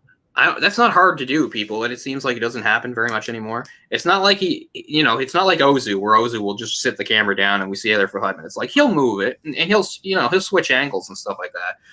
But there's just some really great shots of like perspective and deep focus, especially like you said, like regarding the village itself. Like I love shots of like, remember the night it's raining and there's all these great exterior shots with the rain falling off the roofs and you get to see the water coming down onto the road and things like that. It all looks so good.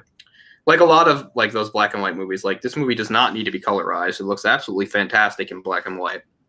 Would not want color for it. And I'm not one of those people that thinks nothing can be colorized. I think there are a few movies, where I could see, color could add something there. But I think this movie's just great in black and white.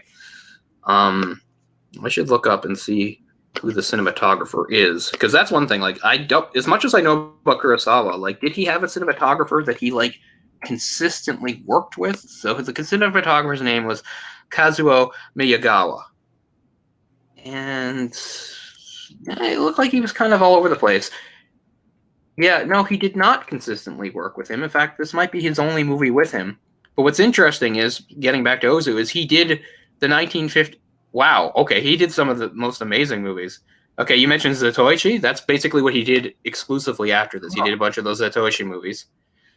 But before that, and before this movie, he did he did do Rashomon, so he did have another movie with Kurosawa. But more interesting is that he did Floating Weeds, the 1959 Ozu movie, which in itself is a remake of A Story of Floating Weeds, which was also made by Ozu. I have both those movies. I'm going to watch them again soon. But anyway, which is awesome.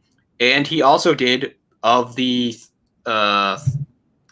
so when I talk about the Japanese directors, Kurosawa is the big one. Ozu's the one I never shut up about. And then there's a third guy who's kind of the forgotten one, and that's Kenji Mizoguchi. And his most famous movie was Ugetsu.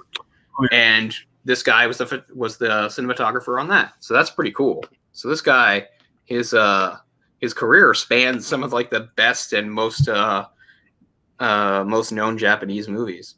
But yeah, he did a bunch of Toshi movies. That's basically what he did almost exclusively. Oh, and look, and he did Lone Wolf and Cub, Baby Cart in Peril, which I actually have on recorded right now. So yeah, his name is again Kazuo Miyagawa.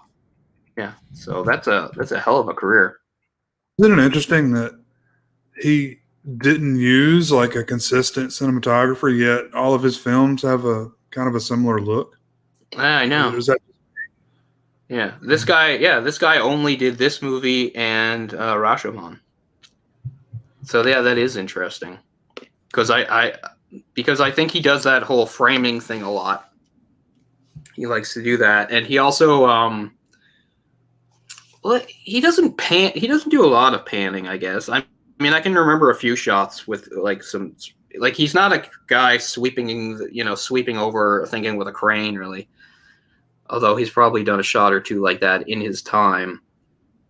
I think it's interesting because usually when you think about somebody like Ozu, intimacy is the word, right? Like Ozu, a lot of his films are practically like plays, and a lot of, not always, but most of the scenes are like inside houses and in rooms and stuff, and very focused on the characters.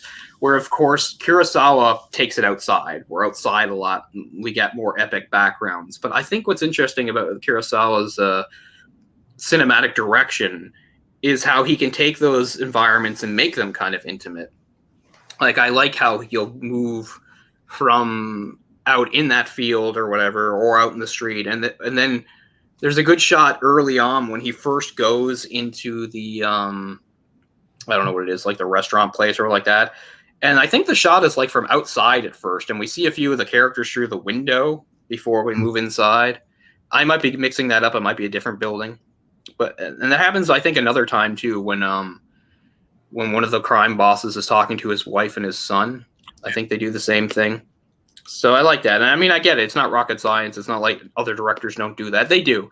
I'm just saying, I think it's interesting the choices he makes about where to focus it sometimes. I mean, the focus is always on the characters, but sometimes it's a tighter shot and sometimes it's wider that shows us details that you don't necessarily need to see, but I don't know. It's a difficult thing to really put into words. And again, I don't think I'm doing a great job because it's not like it's something that makes him, unique. I know other filmmakers do it. It's a little difficult for me to. They may be copying him. Yeah, very possible. I mean, most people, again, you like in like stark opposition to somebody like Ozu. If you're gonna like describe like a visual style for Kurosawa, you would say like bold, dynamic. Pretty much the opposite. But I think while he's known for that, he can do those shots, like I said, that are a little more quiet, a little more intimate, which I think works really well. Mm-hmm. Okay, so he did have a cinematographer that did more movies with him. And that was Asa Kazunake, who did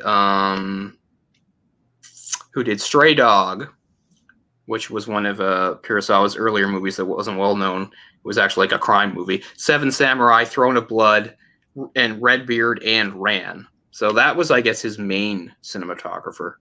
And actually, he didn't win it, but I'm reading here, he got nominated for Best Cinematography for the film Ran in '85. So Nake was basically the cinematographer. He worked with them most. Mm-hmm. Well, that makes sense. Yeah. And of course, one of the things that like it's not, I don't think it's cheating or anything like that, but when I think of my favorite directors, they almost all are like also writers. And Kurosawa was that too. Like Kurosawa doesn't always write his movies entirely by himself, but he's very involved. In this, he co-wrote the script with somebody else, and that's how it is with the vast majority of his movies. And he works really closely with others and writers to do that. Mm-hmm. So, like, he was really involved in all the aspects of film production, which we kind of take for granted now. But again, back in that era was not necessarily the common thing. And I don't just mean, you know, in Japan or whatever. I mean everywhere, the West and stuff like that. You know, we talked at length about various detail-oriented directors that we're fans of. We talked about obviously Kubrick, who kind of takes that to the extreme, or somebody like Ridley Scott. And the truth is, they kind of emerged afterwards, and it became kind of more common after them. But in Kurosawa's day, I think it was more understood that you were supposed to delegate more of that stuff, and he didn't. And as we said, it really ties into that whole director as auteur type of idea.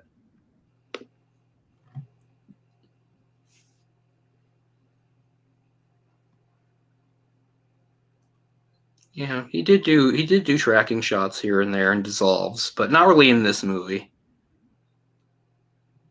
Oh, there is at least one dissolve that I thought was really weird, actually. It's early in the movie. I can't remember. I think it's when he first. Oh yeah, I think it's right before that scene. Okay, so I think it's right at the end where he does agree to work for the other guy, and then like. I'm trying to remember, like the woman comes in, he yells at the sun. Anyway, there's a part where, I agree. I saw that exact same thing. Yeah, so the woman comes in and like yells at the sun or something, and somebody like yells back like "you bitch" or something like something. Like, it seems like an argument's going to start, and then it fades out. Yeah, I thought that was odd too. Yeah, I mean that had to have been a deliberate choice, but it was a little weird. Maybe that translation was a little off. Yeah, it could be. Yeah, and I always do wonder about translations, so we might as well get down now. Like some of the lines that, like, I as far as I know, they're translated as well as possible. But like towards the end, it's pretty good. So after he's been beaten and tortured, but he gets away, and at first, like he's just going to leave, but then he finds out that they kidnapped the restaurant guy, Goji or whatever, Gonji, and the guy says like, you can't go back or something like that, like you look like death or something like that, or no, what he says is like, no, he doesn't say he's going back. He says he has the idea about the coffin. He says, well, get me a coffin ready, and the guy misunderstands. He says, you can't just give up or something like that. Oh, don't give up, like you're gonna die or something. It's like, I can't die yet, I've got some guys to kill first or something, which I thought was a funny line. Mm-hmm. And then there's another part too where he says you don't have a good sword, but I can give you this and a knife. And he goes, of course, the other guy has a gun. And he's like, I'll cut them into sashimi. Which I thought was funny. Yeah, but between translation and cultural differences and stuff, it's probably a lot of subtleties that we missed. Yeah. What I liked about that translation of like some guys to kill thing was it just seemed like maybe that wasn't the direct translation, but I love the translation because it seems so ahead of its time. Because that seems, think about it, this is way before like the modern action movie. Like, doesn't that seem like a modern action movie type line? Kind of like an action comedy type thing. He's like, I can't die yet, I got some guys to kill first. Like, that doesn't seem like, do you think you could find like a Western movie from like that era that would have a line like that? I don't think so. I just don't like, that seems ahead of its time, comedically speaking.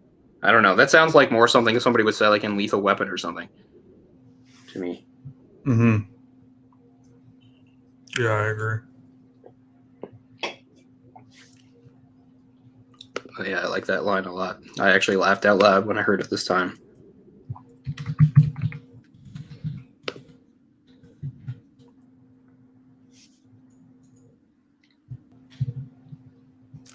What's funny is when this film was first being screened in the West somewhere, it was considered too violent. Because, I mean, it is violent, but it's not particularly graphic in its violence. I mean, there is some blood here and there, but nothing that, you know, today's audiences would bat an eyelash at. Yeah. We need some arterial blood spray to. Yeah, this is a few years before that started, right? Yeah. Let's see. Wait, I had a thing here. Must have been somewhere else. I had a thing about like a screening somewhere where it was considered too violent, and Kurosawa and some of the people that were there at the venue, they actually. Oh, here it is. A 1968 screening of the planned community of Columbia, Maryland, was considered too violent for viewers, causing the hosts to hide in the bathroom to avoid the audience. Okay, that just says the host, so I don't know if that's actually him or who it was, but that's kind of funny. Seems like a weird thing. Like, oh, we're going to upset this moral, upstanding crowd. They're going to come after us. Like, I don't know. For showing this godless Japanese movie and all its senseless violence.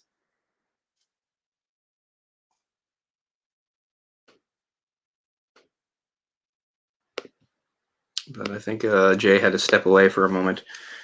But there he is. But just getting around to the part that like where the movie changes a bit, because first he's obviously better than these criminal scumbags, but we see, you know, he's a really pragmatic guy. He's willing to play both sides off against each other just for his profit, and he doesn't really care what happens.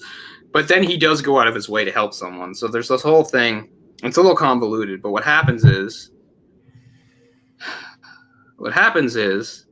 he goes out and he captures two of I need the characters' names in front of me again. He captures two of the men of Ushitora. He captures two of Ushitora's men. Then he goes back to Ushitora and tells him that the other guy's men captured them. Right.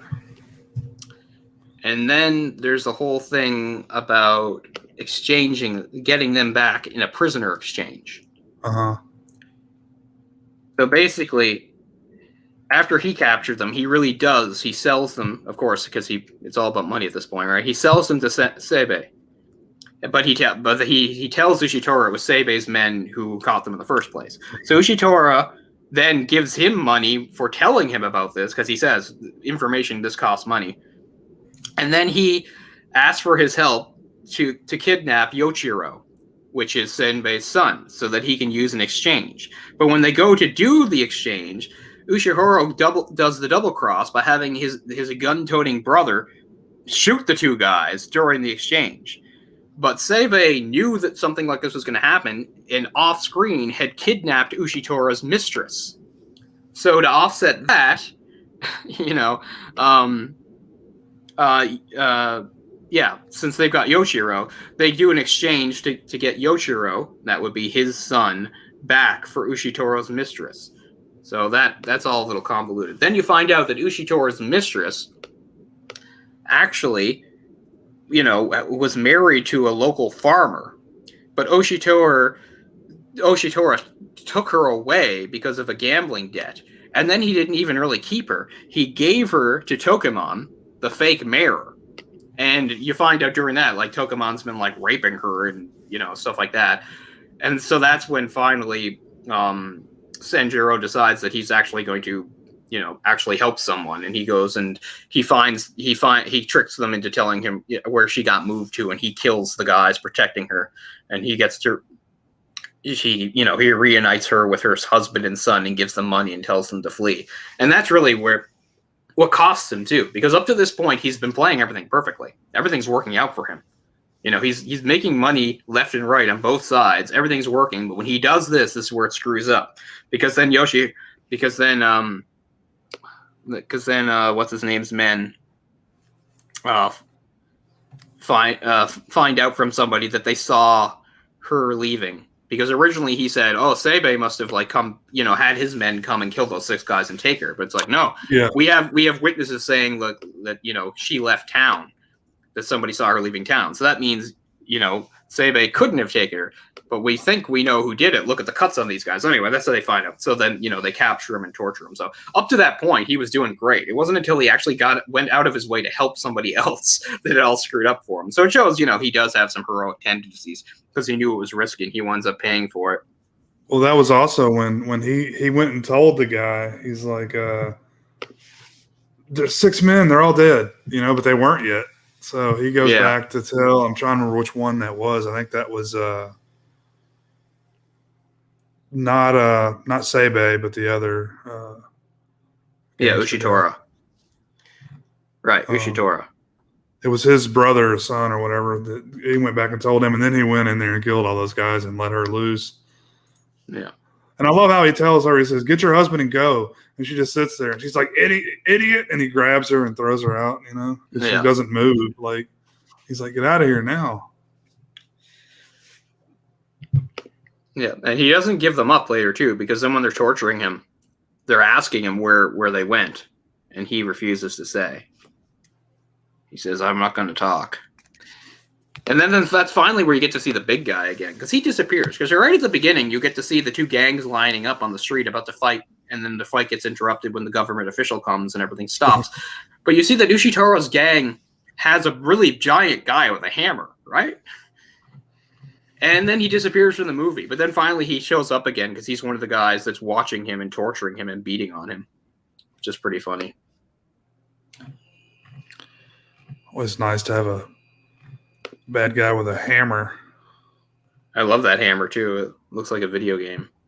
Is this Kanuki the Giant, maybe? That's him, Kanuki.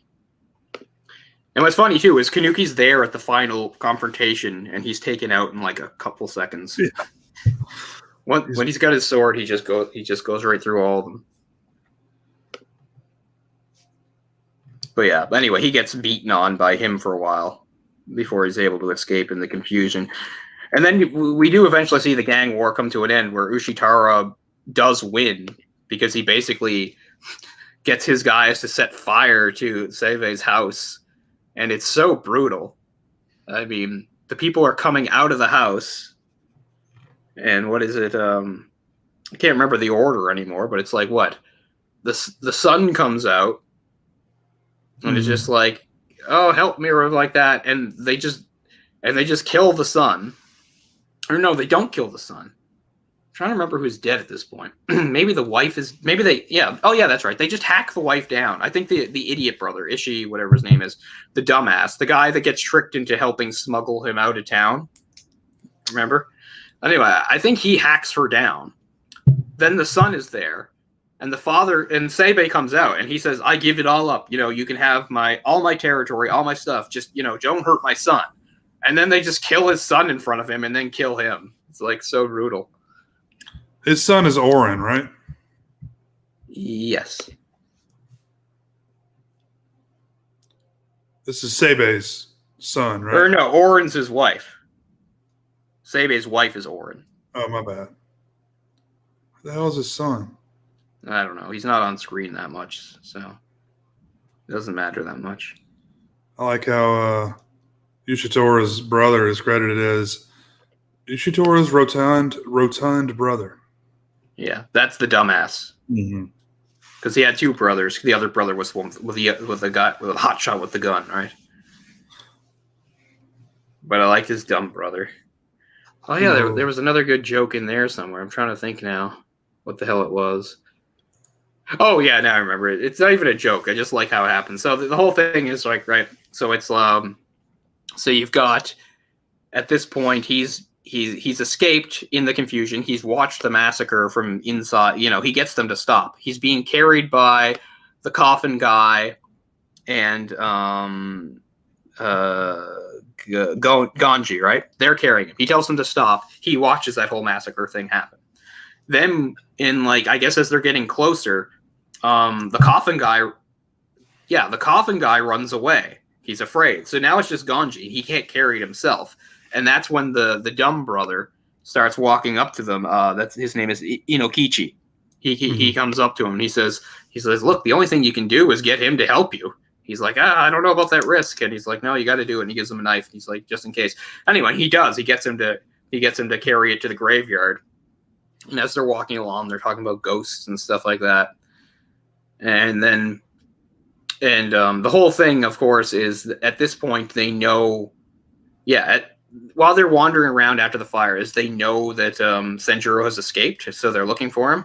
But so anyway, when he and the guy get to the cemetery, it's like he's forgotten all this, and even though it was hard work carrying it, suddenly Kichi doesn't even seem to mind. He's like, "Hell, I'll help you bury the guy. Open it up." And he's like, "No, wait, weren't you looking for somebody?" And he's like, "Oh shit, yeah, I gotta go." Yeah, oh, you're right. Yeah. He runs off, and then Sanjuro comes out and goes, "Well, that was highly amusing," or something like that, which I thought was really funny. So that little box he was in is their coffin? Yeah, isn't it weird? Like, you can't lie down. You can't lie down in it. You're like wadded up in there, huh? You're just like knees to chest in that box. Yeah. Were the old Jewish graves, you were like vertical, I think? That sounds familiar, yeah. I hope I'm not confusing that with a different religion.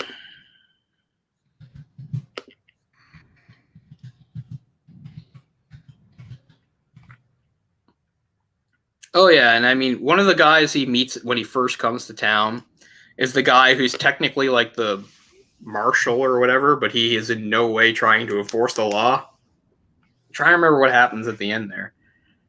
Doesn't he get killed? Which one was that? Well, at the very beginning, when he first goes to the town, one of the first people that talks to him is this short little guy that tells him sort of the lay of the land, and then he points out that he's like he's supposed to be like local law enforcement, but he says like, of course, he's not going to do anything, and he's kind of like Senjuro, and then he sort of plays to both sides, but he's also kind of like miserable because he seems to like actually really enjoy the chaos and stuff like that. I'm pretty sure he gets killed at the end, but I can't remember quite what happens. Getting a little confused. Is this the guy that tells him like he smells like blood or something like that? Yeah, probably. He says some pretty harsh things to him. Yeah, well, this guy, I can remember, he's like this little bald guy, and he just like laughs and snickers about everything, basically. I'm pretty sure he winds up dead in the end. I can't remember if he was one of the 10 guys, because at the very end, when he goes in to rescue Ganji, he has to fight 10 guys, and it's 8 regular guys with swords, the giant, and the brother with the gun, and he kills all of them. But I'm trying to remember what happened to that stupid fake. Yeah, he's like a fake cop, basically. Better make that one shot work for you. Yeah, he does a good job of throwing the knife.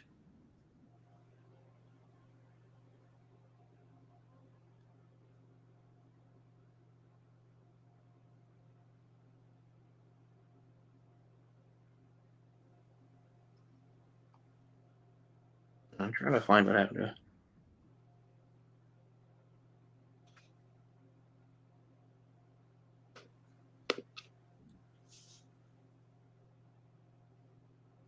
I can't find out. I mean, I just watched it. I can't remember. He spared him. He let him go. He tells him. So he does to live a long life eating gruel.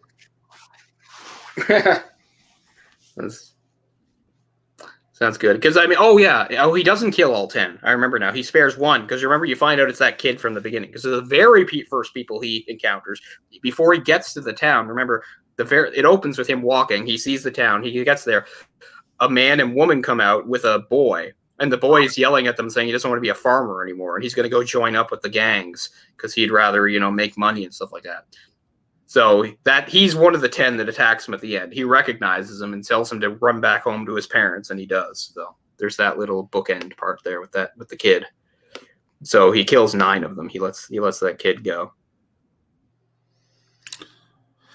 The myth that Jewish people are buried standing up is untrue. Oh, okay. So I'm glad that that's been pointed out because I don't like making mistakes.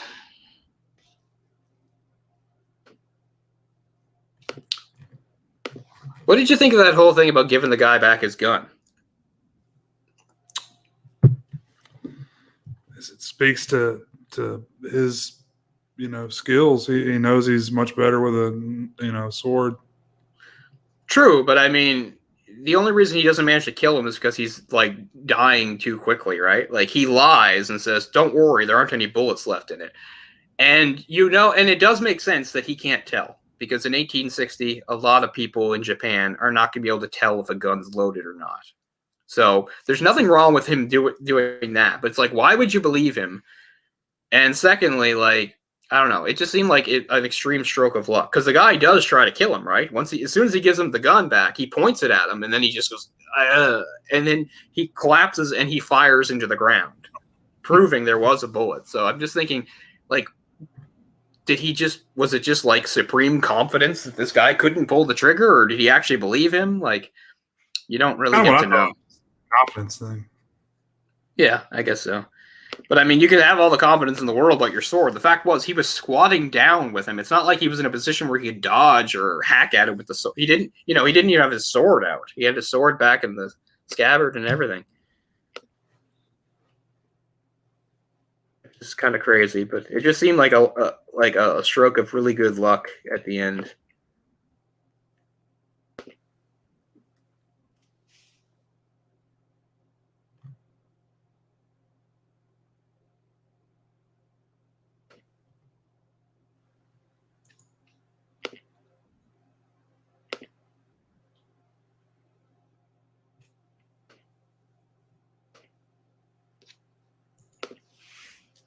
But yeah, it's definitely a movie that is one of those like, look how terrible humanity can be type movies, because it's just basically a town tearing itself apart through corruption and greed.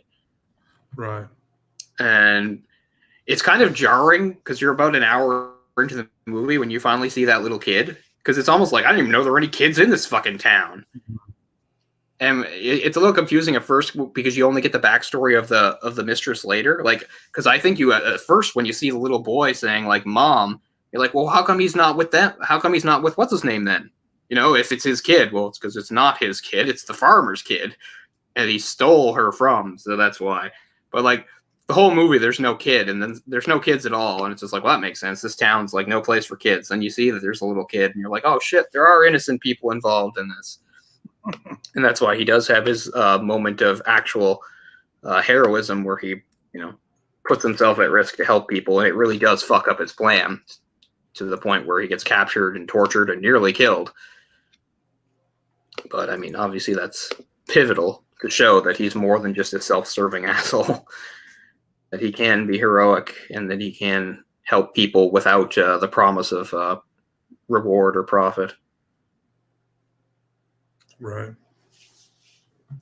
But still, he still is kind of a fairly early example of an anti-hero. Those kind of really, I think, blew up more like in the 70s type thing, like Dirty Harry or something. Yeah, I wouldn't even really call him that, honestly. Anti-hero? Well, I mean, I think it was an anti-hero because his whole thing at the start is just to like exploit a situation for profit, really. The whole point is like he is self-serving. Like he's not here to right wrongs or save people or anything like that. He's because even working as a Ronin, there are more honorable things he could have. Like I said, well, I mean, he does think he can wipe both gangs out, so I guess that is good. Like, because that is originally what he thinks. He thinks, like, I can get them to kill each other, and I can help kill them, and that will make the world a better place. So, I mean, you could say that. But still, it is sort of all in the name of profit. Not saying that profit's anything wrong. He's a wandering guy. He has to eat. Well, yeah, that's the end of the film. Once he accomplishes that goal, he, leaves. It's like, all right, should be good now. Yeah, it is. By the way, it is the kid he spares that he says about the gruel thing, right? Because that's a callback to what the kid said at the start, like how he didn't want to be a farmer anymore and he'd go be a gangster or whatever because he was sick of eating gruel. So yeah, at the end he said when he lets him live, he says, go home and maybe it will be better just to eat gruel, better than being dead or something like that. So yeah, That's who he says to that. So yeah, I can't remember what the fuck happens with the stupid constable guy. Good question. I don't remember I what think happened to him. Ushitora did something to him, or I can't remember now. Speaking of, not that it's that important, but again, it's not too convoluted, but another detail was, so they're about to go to war with each other, seems like, before he can even really get involved. And he's just sitting there watching. He's like, well, this will be amusing. He just sits at the start. I remember watching them. Then they find out that government inspector is coming. And then you find out the whole thing that made the government inspector leave was that Ushitara hired two guys to go to a few towns over and kill some other government official, so he'll have to go investigate that. Those are the two guys, by the way, that he kidnaps. That's what I forgot who they were. It was those two guys. He overheard them having that conversation. Then he captured them, and then, he set up the whole lie saying that Seibe had gotten them, blah, blah, blah. Yeah, I've heard a lot about Stray Dog, which I'm very interested in. I may have seen that one.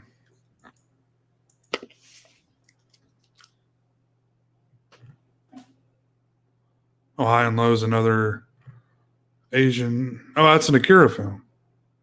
Yeah, it's him too. Kurosawa. Yeah.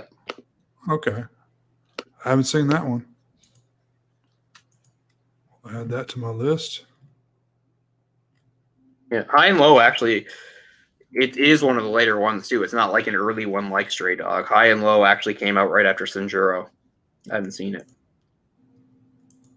But usually when people are talking about, like, his movies, the ones to watch besides the samurai ones, the one that gets mentioned the most, I think, is Scandal, which is a good movie.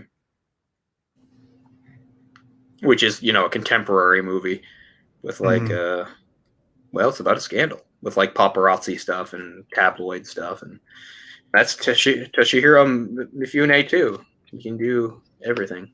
Wow. But yeah, I know he's done several movies that weren't, period pieces with samurai, but I found the one that gets talked about the most is probably Scandal. I think people use it as an example to sort of maybe show his versatility.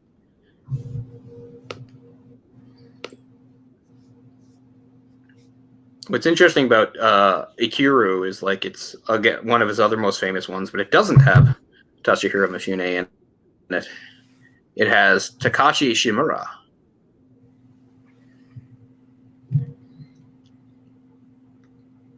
He obviously had a thing for, like, classic Russian literature, because besides doing the Dostoyevsky, The Idiot, Ikiru is based, at least loosely, on The Death of Ivan Ilyich, which is a Tolstoy novella.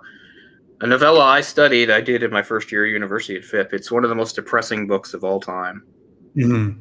I've heard. Yeah. It's just about this guy, I can't remember what his job is, and he doesn't particularly like his life or anything like that.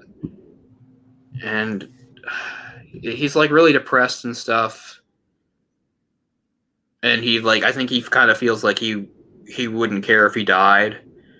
But then eventually, like, he's, like, doing some, like, weird household chore. Like, he's up on a ladder doing something, and he falls off, and I can't remember if he just gets cut on something. But anyway, he gets cut on something, and it basically leads to him going to die. And now that he finds out he's going to die, like, he doesn't want to die. It's like, I've decided now I do want to live. But of course he doesn't. It's just so depressing. I haven't seen any of those. I only know Seijun Suzuki by reputation. I have not seen any of those. Me either. I don't think. Maybe Brandon to Kill. Don't sound too familiar to me. I recognize the first one, like you said.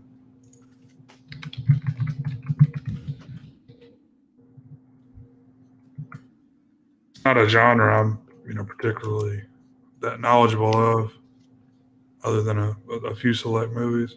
Yeah, those are, like, basically exploitation type films, aren't they?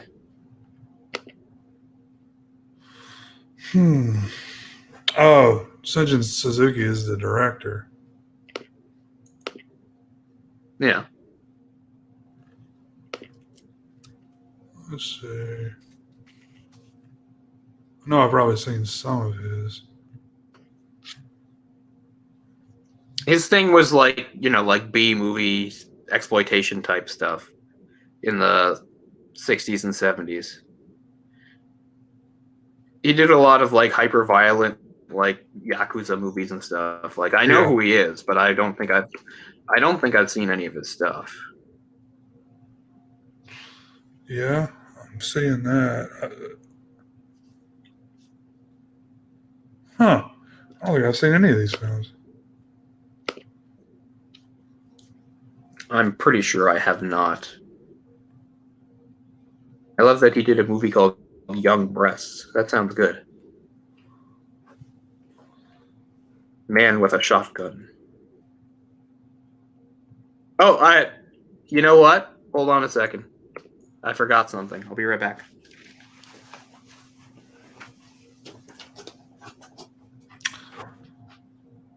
Let's say I've seen Tokyo Drifter. Not sure. Huh. How have I not seen any of these?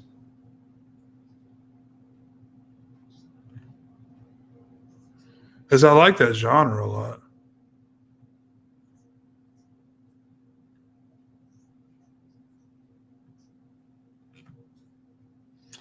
Gate of Flesh, that's the ones you mentioned? Yeah.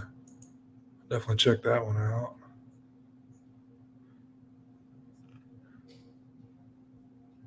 Yeah, I definitely recognize the cover art on these. Very, very specific look to them.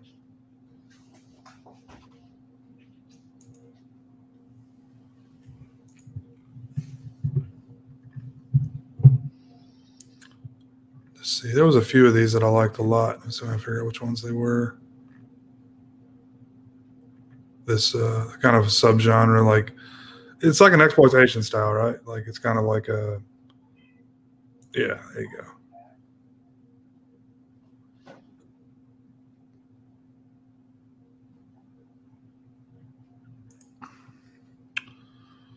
You're schooling me over here tonight, Jacob.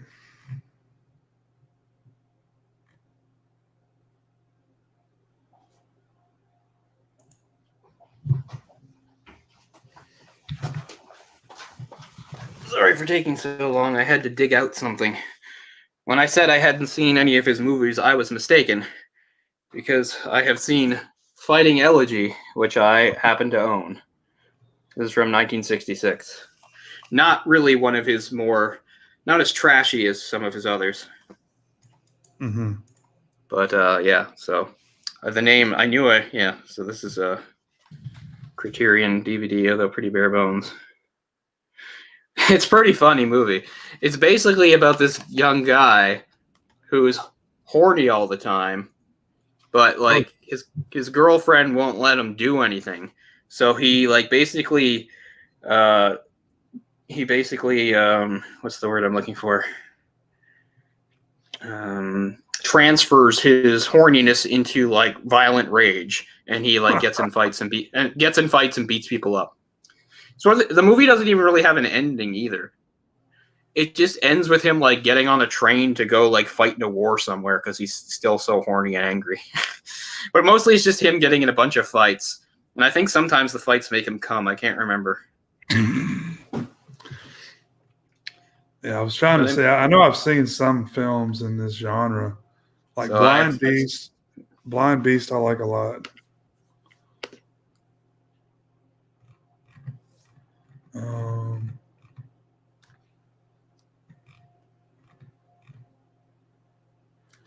In the Realm of the Senses. like it's really weird that he directed one of the Lupin movies because that's animated. There's not too many guys that do both, but he did.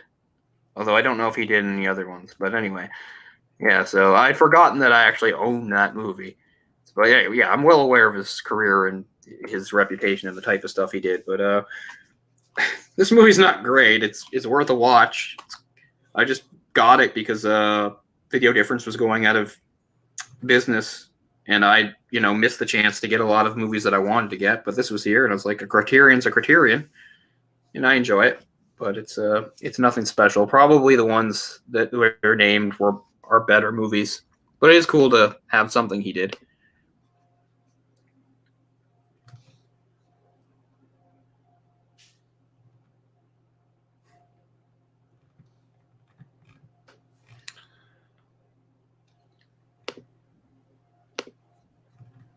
But you know what? I forget now. Hold on a second. Remember there was one I really wanted to do. Somebody mentioned In the Realm of the Senses. That was me. Oh, that was you. Yeah, because we talked about that. Yeah, I really want to watch that movie. Yeah, I've seen that one. And it was seen good. it, yeah. Yeah, I really want to watch it. It's so crazy that it's based on a true story. Oh, I think you told me that. Yeah. Sada Abe. I've got a lot of these on my watch list that I haven't had an opportunity to see because some of this stuff is not widely available. So, no, not at all. Like I've seen Mr. Vampire. That's a Ricky Lau film. I don't know if that qualifies is what we're talking about. I don't know. I was just thinking about Japanese movies in general now, basically. Yeah. Well, this list I'm looking at, it's got stuff from all over the world. I was just looking, It's got an Indonesian film I like a lot, The Queen of Black Magic. And there's actually a remake of that, which is pretty good too, both on Shudder. I heard that was good. Evil Dead Trap. Seen that one? No. Or Evil Dead Trap 2. Those are both good. Great soundtrack on those too. Who I was looking for? I was looking for this. I forgot about it. It's a Sonny Chiba film, but it's not an outright martial arts movie. It's called The Bullet Train. It's about it basically has a plot similar to Speed, except it's on a train, on a bullet train. Huh. I assume that's where Speed got its plot, because the idea is there's a bomb on the train, and if it falls to less than 80 kilometers, they'll blow it up. Anyway, Sonny Chiba's, I think, like the good guy in that or something. I've always been interested in finding it somewhere. I've got the first two Street Fighter movies. I got those recorded. He's also in one of the Battles Without Honor Humanity movies, which are really great Yakuza movies. Did you ever get around to watching those? Because those were on for a long time. They were on, even though I don't know why, but they were on Shudder. The Street Fighter films? No, those Yakuza movies, Battles Without Honor and Humanity. No, never did. Damn it. It may still be on there. They're really fast movies, and it's really hard to keep track of who's who and what's going on and why people are constantly killing each other. They're basically just a series of betrayals, more or less, with a bunch of guys that look really similar. But they're good movies. I didn't see all 5, but I might have seen 4 of them. I definitely saw the first 3. After that, it gets a little murky. But the one that Sonny Chiba is in is the second one, Deadly Fight in Hiroshima. He doesn't do anything particular in it.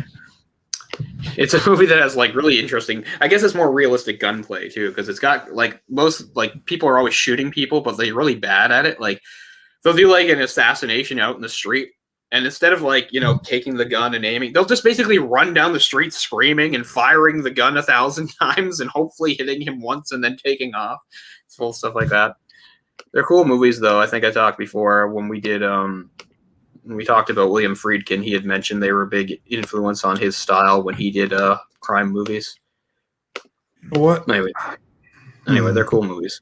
They're all short, fast-paced movies, and it's really hard to keep track of the characters. And it's just wait a minute, why did he kill him? But I'd like to see them again. But they were on Shudder for quite a while back when I was using it, and I rewatched a couple of them. Okay, yeah, they're on Prime. Are they? I wonder if they're on Prime for me. That would be great. I'll have to look into that. Use VPN, man. Use that VPN. That's true. I could always do that. The other thing I was watching on Prime besides them was the Invincible show. which I mean is good, and I'm really glad that there's an animated show because we don't need everything to be live action. But I don't know. It's just too late for this show to come out. It should have come out like 10 years ago. Like now with stuff like The Boys being a show and everything like that, this feels kind of like played out. It's good, but I also feel like Robert Kirkman is a guy, like, I feel like he's kind of one note. Like, basically, he doesn't really tell original stories. He just basically tells stories in fairly familiar setups, whether it's a superhero world or it's a zombie world.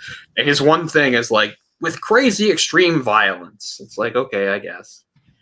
Invincible's good, but I mean, that really is the whole point of Invincible. It's just people beating the fuck out of each other and killing each other in horrific ways.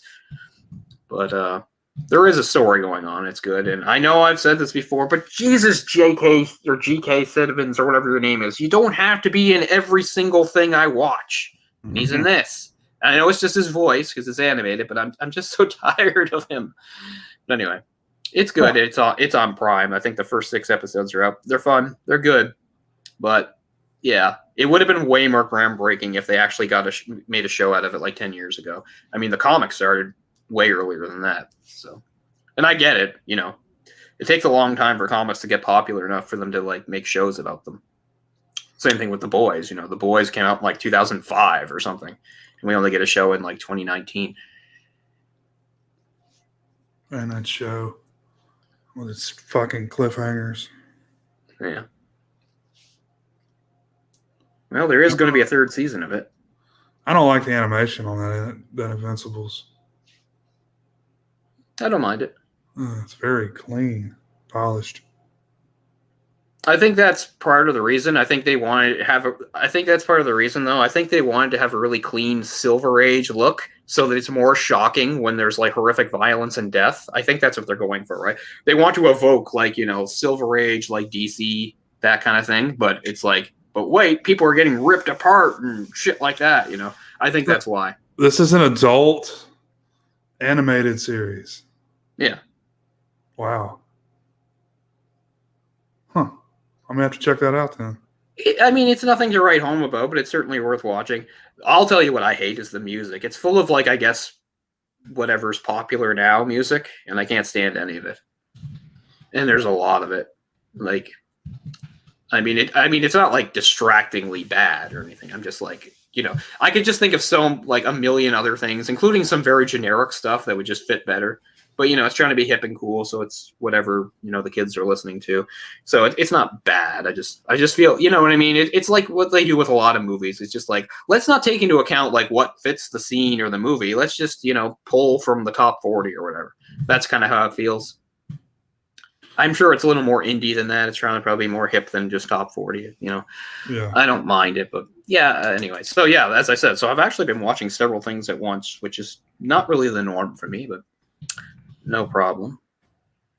But Falcon and Winter Soldier, I guess, wraps up this week because it's only 6 episodes, which is too bad. Because I really like it. It was the show I was excited about. Like I was interested in WandaVision and I liked it, but Falcon and Winter Soldier, that was the show I cared about. That's on Disney Plus. Yeah, those are both on. Yeah, that's Disney Plus. Yeah, I haven't seen either. They're good.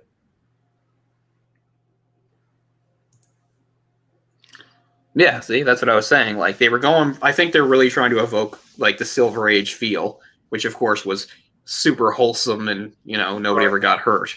And yeah, so I'm pretty sure that's what they were going for. Well, that's cool.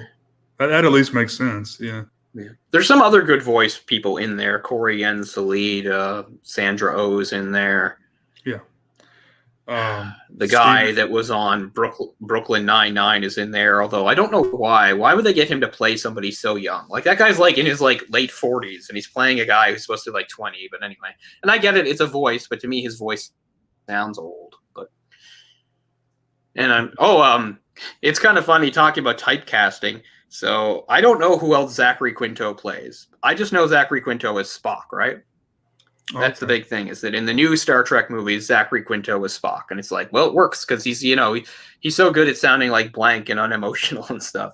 And in this, he plays a robot, which seems really on the nose, but he's good. And of course, Kevin Michael Richardson's in there because he's in every animated thing ever. Zachary Quinto, I originally knew from the Heroes show. Yeah. I didn't watch it long enough to get to know him because I actually watched the first few episodes of that show. I was actually excited when that show came out and very quickly lost interest. But yeah. No, the only thing I know him for is playing Spock. So it seems really on the nose that he's playing a robot, but that's cool. It works. Who else is a voice? I don't know. I don't recognize any of the female voices. Mark Hamill has a small little cameo role because that's what Mark Hamill does. But anyway, you get something out of it. It's certainly not fantastic. One thing that's really interesting is I don't worry, I won't make a big spoiler out of it, but there's something really big and crazy that happens in the comics. And I was not a reader of the comics. I just dabbled here and there like a million years ago when it was kind of new. There's this big crazy event that involves a whole bunch of characters getting killed. And then there's like a whole like mystery. You know who did it, but it's like you don't understand why. Like that's in the first episode of this show. It's like the first fucking thing that happens. So it makes a very interesting backdrop for that. Anyway, it's okay. I like that it's animated is the main thing I like. Because, yeah, I'm not really a big fan of Robert Kirkman's stuff or anything like that. And I think the violence it just seems like they're just going for shock value now at this point. I mean, the whole, hey, what if superheroes really cut loose thing has been a thing since 1982. So when Alan Moore did it in Miracle Man. Yeah, we've talked about The Boys quite a bit on here. Yeah. In the past, it's I'm not a huge fan of either. I do like the comics more because I just feel like it's a bigger, more, and that's not even necessarily because anything's done better. It's just because by virtue of being comics, there being more of it. I feel like the world is more realized.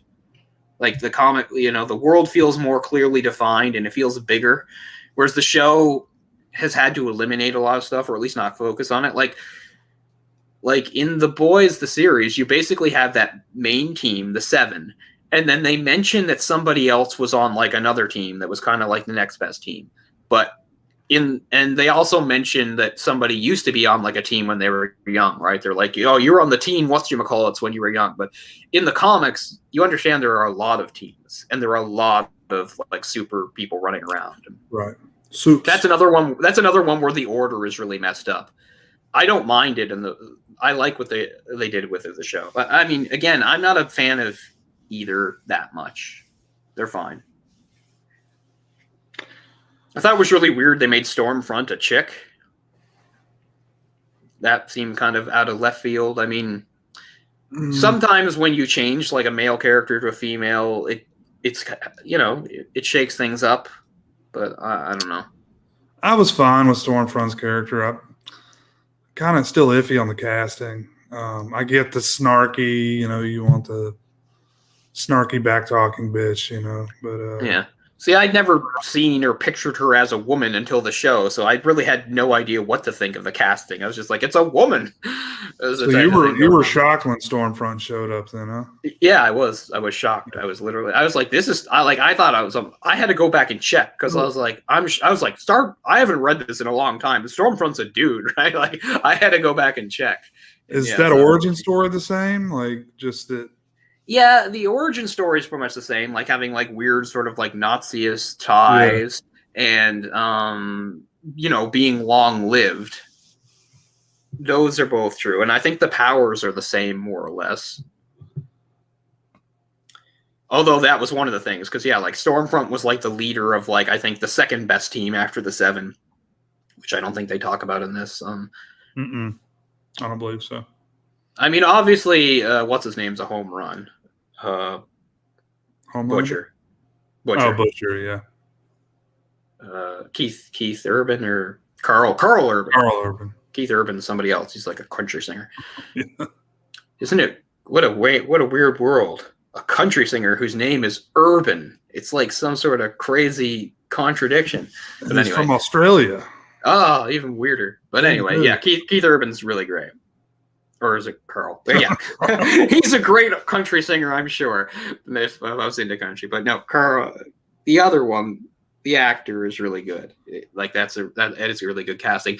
And I think it was interesting what they did with the casting because, the comic's old enough that Huey was actually based on Simon Pegg, but they realized by the time this came out, Right. Simon Pegg was too old, so they made him his dad. So that's kind of cool. Yeah.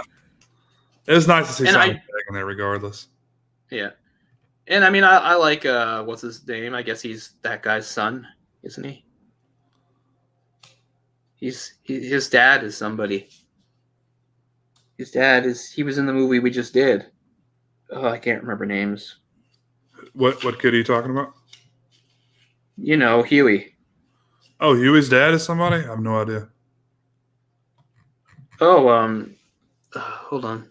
The boys.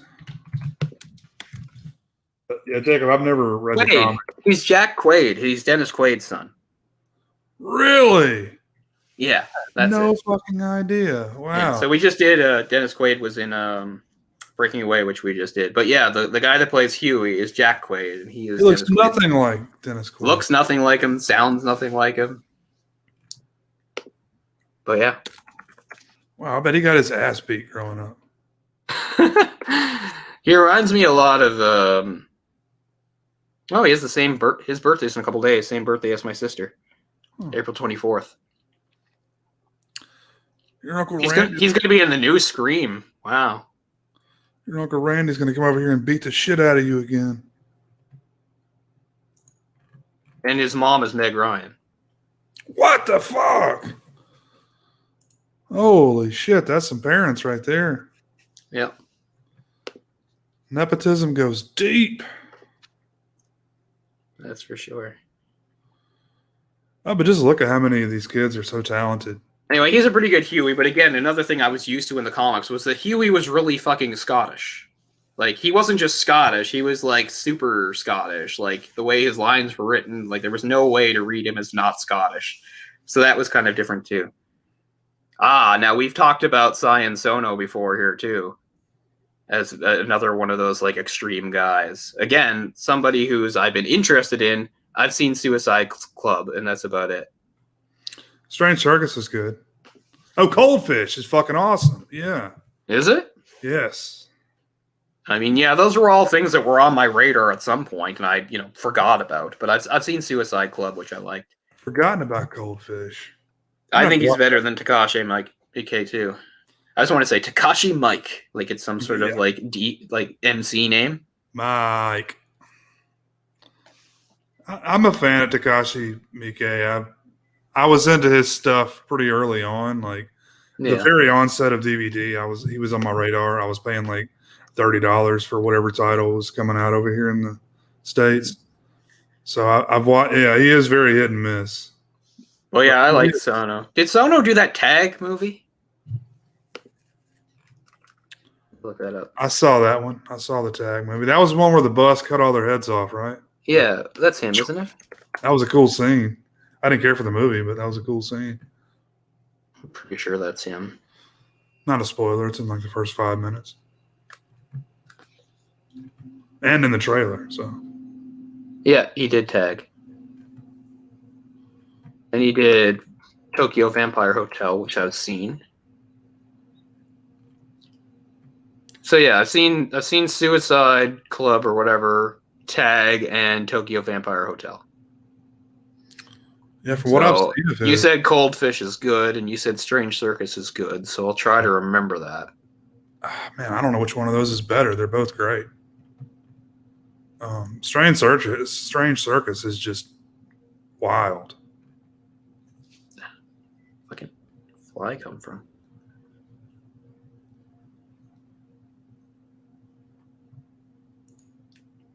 Forest of Love. That's on Netflix. Trash Humpers. Finally, someone brings up Trash Humpers. That I do not know. I did a review of that movie years and years and years ago. I don't like it. It's a Harmony Korine. And it's what it sounds like. Biodome is absolutely reviled. I don't know. I mean, I definitely don't like it, but I feel like I've seen way worse stuff. Biodome definitely fucking sucks. Guys like Chet Hanks is worse than Pauly Shore, Can you ever believe Chet Hanks exists? Like, have you ever seen him talk or anything? It's incredible. Have you heard his recent shit? White Boy Summer? White Boy Summer, yeah. Like, I don't even think he understands what he's saying. He's just putting words together. Like, people are trying to say, is this some sort of, like, white power thing? They're like, no, he's too dumb for that, right? Like, he doesn't know what the hell he's saying. But Like, look, I can trump that guy. I could trump that guy with another bigger piece of shit. Tommy Hilfiger's son. Oh, yeah? What's he get up to? Is he a rapper? They all these rapper. If you're like some rich white asshole that's born into a world of privilege, you decide to be a rapper and you suck, but you know, you got money, so. Oh man, let me get you a picture here. Of course he's a rapper. Like, that was just the easiest guess in the world. Of course he's a fucking rapper. Because you're already rich, right? Like, think about it. You grow up, you're rich, you don't have to do anything, but it's just like, I don't need money. But what would make me cool? Rapper. Well, I don't even know if this is going to do it justice, but I'll share it with you. He goes by some crazy ass name too. I'll figure that out first. Well, I mean, if you're a rapper, you got to do that. Yeah, I mean, well, you know, Chet Hanks is Hanks, Hanx. Yeah, he looks like a piece of shit. Yeah, neck tattoos are always. There are no good neck tattoos. I don't know what's going on with those ears, but something there. Somebody bust his lip open. Hopefully. Arrested for punching a club. Arrest. Oh, and of course he's that kind of douche too, right? Yeah. You know who my father is? I have a face tattoo. Wait, no, he doesn't. Oh, well, he has that. It's getting there. It'll be face tattoos. He'll be there soon enough. See, like, you know how much richer I'm going to be when my dad dies? Anyway, what a fucking douche. Things like this just make me hate society and the world. Me too. Let me figure out his name though, because his name is so terrible. But I mean, seriously, like Tom Hanks, like must have just realized at some point his son was a lost cause and just left him. But look, that's his son with Rita, like his current wife, right? They're still together and everything. Like, why is Colin the fucking like stable person in this scenario? You know? I don't know. He's a mediocre actor that kind of reminds people of his dad. So yeah. Look. He's not batshit crazy though. Yeah. He was in The House Bunny, so. He's done stuff I don't hate. It's like literally the only thing I can think of.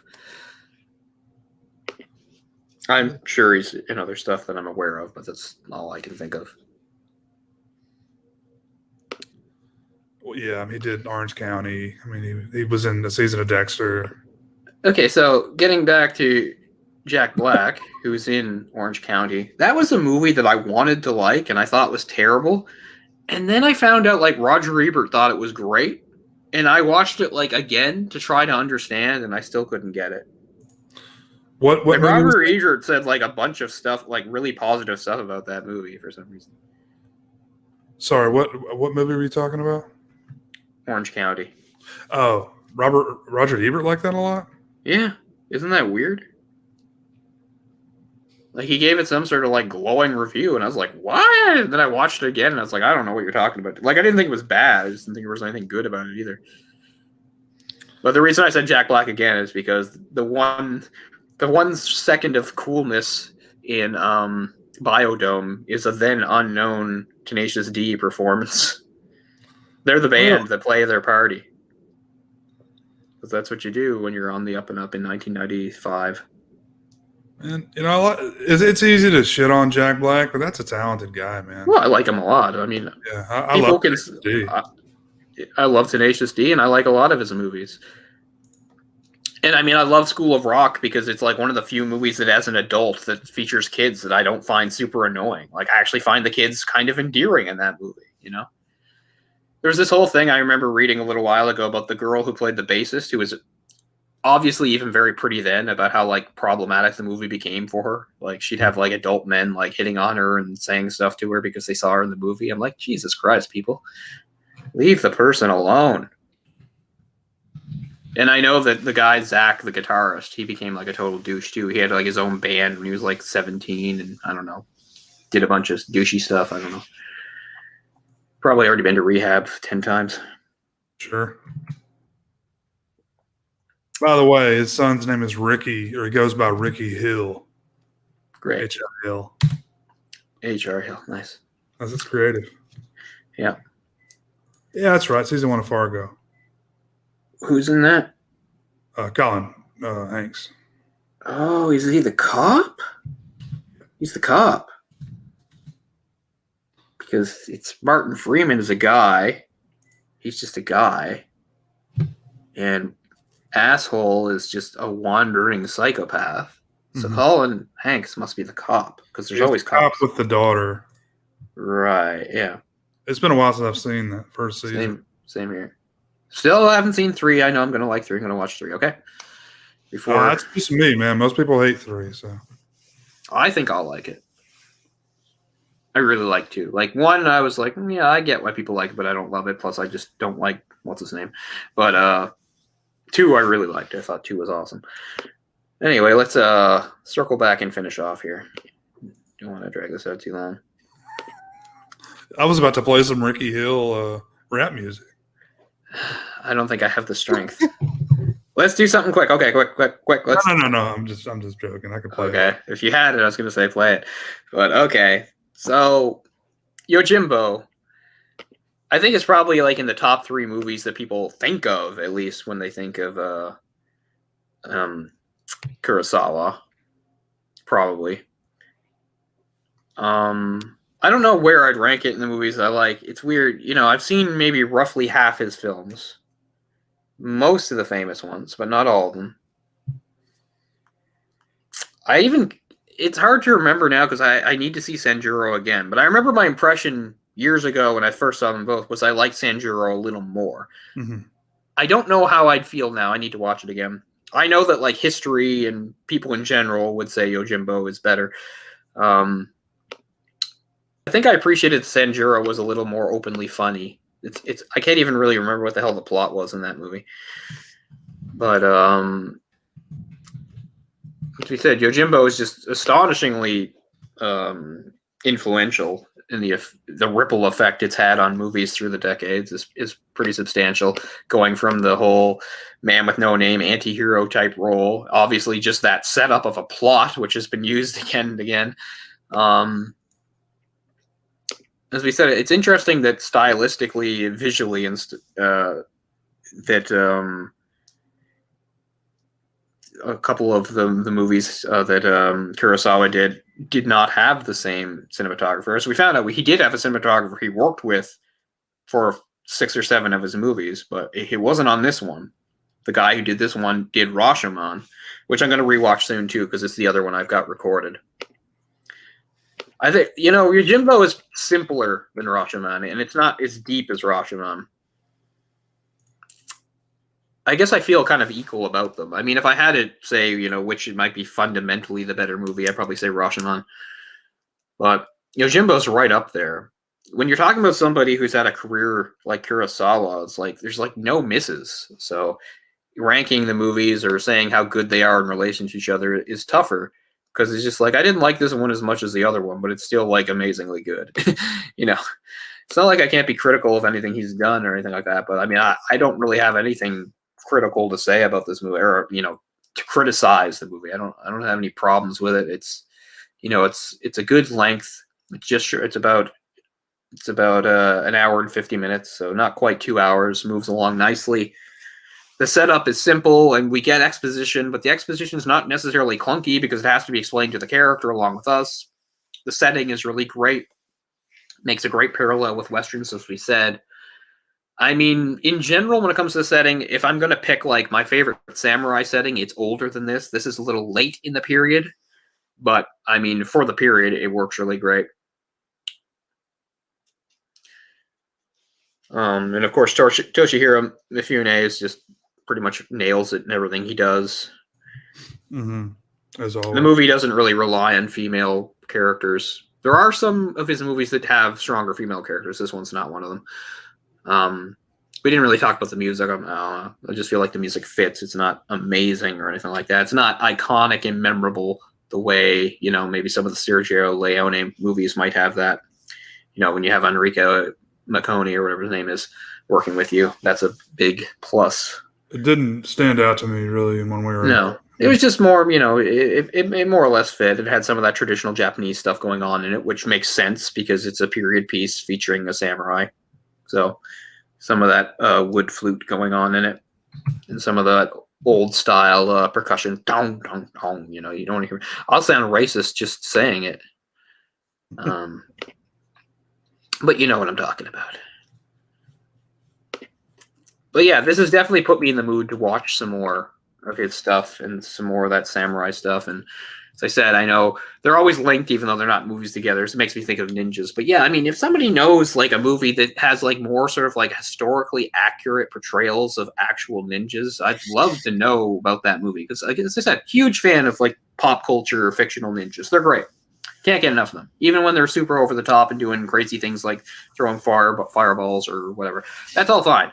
But I would just like to see something like, I don't know, they should make a movie about like, I don't know, the Koga clan or something. That has to exist, man. Some sort of realistic portrayal, because there's a lot of people just like you. They're like, hey, they're not just throwing smoke bombs and shit all the time and dancing around. Yeah, I'd really like to see one where like, they do some covert work, the stuff that they really did. They get hired to infiltrate a castle or, I don't know, all stuff like that. Because their history is really interesting. As you'd expect. I mean, ninjas are badass and awesome. But yeah, I'd really like to see a movie that has a more realistic portrayal of them, because even though it's maybe less gimmicky, and it's not any less interesting. It could be done really well too. So I'm going to look into that. I'm going to try to, maybe I'll just type in realistic ninja movie. I don't know. I'll try to do some research and find out about that. And if we do find something, that could even be worth doing on the show if it's something we could actually finding movies and stuff. So a few times we did some delaying tactics, but now I'm just going to say, okay, starting next time we get out here, if it's next week, hopefully, but we're going to do a series again. We haven't done a series in a couple of years, or maybe not a couple of years. The last one we did was the French Extremity or something like that. That might have been the last one. So it's been a while. We've done a handful of series on here, but it's been quite a while since we did a series. So the next episode will be the first episode of a series. Maybe, 4 or 5, I'd say. Probably something like that. Ooh. And you want to tell them what it's going to be? Yeah, let's tell them what it's going to be. It's going to be, I don't even know how we're going to word it, but I'll just say like British crime, basically. It's going to be... That's what I've called it the whole time. Yeah, like British crime, I don't know, English gangster, with British crime, that kind of stuff. So... And I'm not naming the movies, but movies like, something like Snatch would qualify, although I don't think we're going to do that because it's super popular. But, some of the more popular ones we could do just because they are older and probably not talked about as much now. Something like the original Get Carter, The Long Good Friday is, one that's fascinated me. I just need to fucking find it. Yeah, so stuff like that. So if you guys have any favorites, if you have any favorites, recommendations, absolutely name them, and we will more than consider them, because we don't have this figured out. But I wasn't going to do a delaying tactic and say, oh, we'll do another shit. No, we're going to get on this, and it's our next thing. So we'll make it work one way or another. Hopefully, yeah, a good series with 4, maybe 5, probably not more than 5 episodes focusing on British crime, because is a really interesting genre. And honestly, there's a lot I haven't seen. I've heard of a lot of them, but a lot I haven't seen. Yeah, and we need more Bob Hoskins on this show, I think. I don't know if we've done anything with Bob Hoskins yet, but it's time. It's time for some Bob Hoskins. Second that. And Danny the Dog coming next week. He's great in that. I love that movie. I guess that technically qualifies, but yeah. Yeah, I guess technically. Unleashed. We won't be doing that one, though. Yeah, no. But it would technically qualify. But it is a good movie. But yeah. Stuff kind of like that, but no. So yeah. So anybody has any suggestions or requests, we will certainly look into that, because we don't have it fully figured out. And at the end of the day, we want to be able to do stuff that people are interested in. So hopefully people are maybe in the mood for this. We've been in for a while, but yeah, we just had to put it off a few times. But this time, come hell or high water, we'll kick it off, and we'll figure it out as we go along. Maybe if I have to find some of the movies just like on a sketchy site online, so be it. I'll do it. So we'll make it work. So thanks a lot. That's Yojimbo from legendary director Akira Kurosawa. If you want to see some more Kurosawa, we did do Throne of Blood a couple of years ago. I think that episode might have gotten cut short. We might have had technical difficulties and had to cut it short, or maybe I might be mixing it up with another one, but something like that. Wouldn't surprise me either way. It might have, yeah. I just remember that one not being very long. Like it might have been like barely 2 hours, which is a bit short for us. Something like that. I'm not sure. I'll have to look at it again. But anyway, if anybody's in the mood, check that out. It's a neat. Again, I'm always a fan of those types of movies that take the Shakespeare plots and put them in different places. I'm a fan of most of them, even some of the hipper, dumber ones like O. I like O. Josh Hartnett, we were talking about, he's in O. Oh, but yeah. Omar Epps, I think, is in there as well. Yes, that's right. That's a blast from the past. I used to get. I'm a racist again because I used to get Omar Epps confused with like Mekhi Phifer. Yeah. Racist. Similar looking guys. Yeah, I think their voices are pretty different though. And usually I'm pretty good because voice recognition works better for me. But anyway, so yeah, British Crime. So we will be coming at you with the first episode of that series next time out, hopefully next week. We will see how that goes. So thanks a lot, guys, for watching. And thanks for all the recommendations there, Jacob, about some of those Japanese movies. Absolutely. Because, some of them are ones I'd heard of and had even maybe planned to watch and then probably just lost track of. And some of them I hadn't heard of at all. So that's pretty cool. And yeah, it's funny. Yeah, I forgot that this was Seijun Suzuki. So Fighting Elegy is really nothing special, but it is kind of cool to own, I guess. It's probably not like something I'd totally recommend. It feels like an unfinished movie. It just stops. It doesn't have an ending. It just stops. But anyway. So anyway, thanks a lot. Keep rocking in the free world. I don't know. Take it easy, guys. Thanks for watching. Need a catchphrase to go out on. Peace out, guys.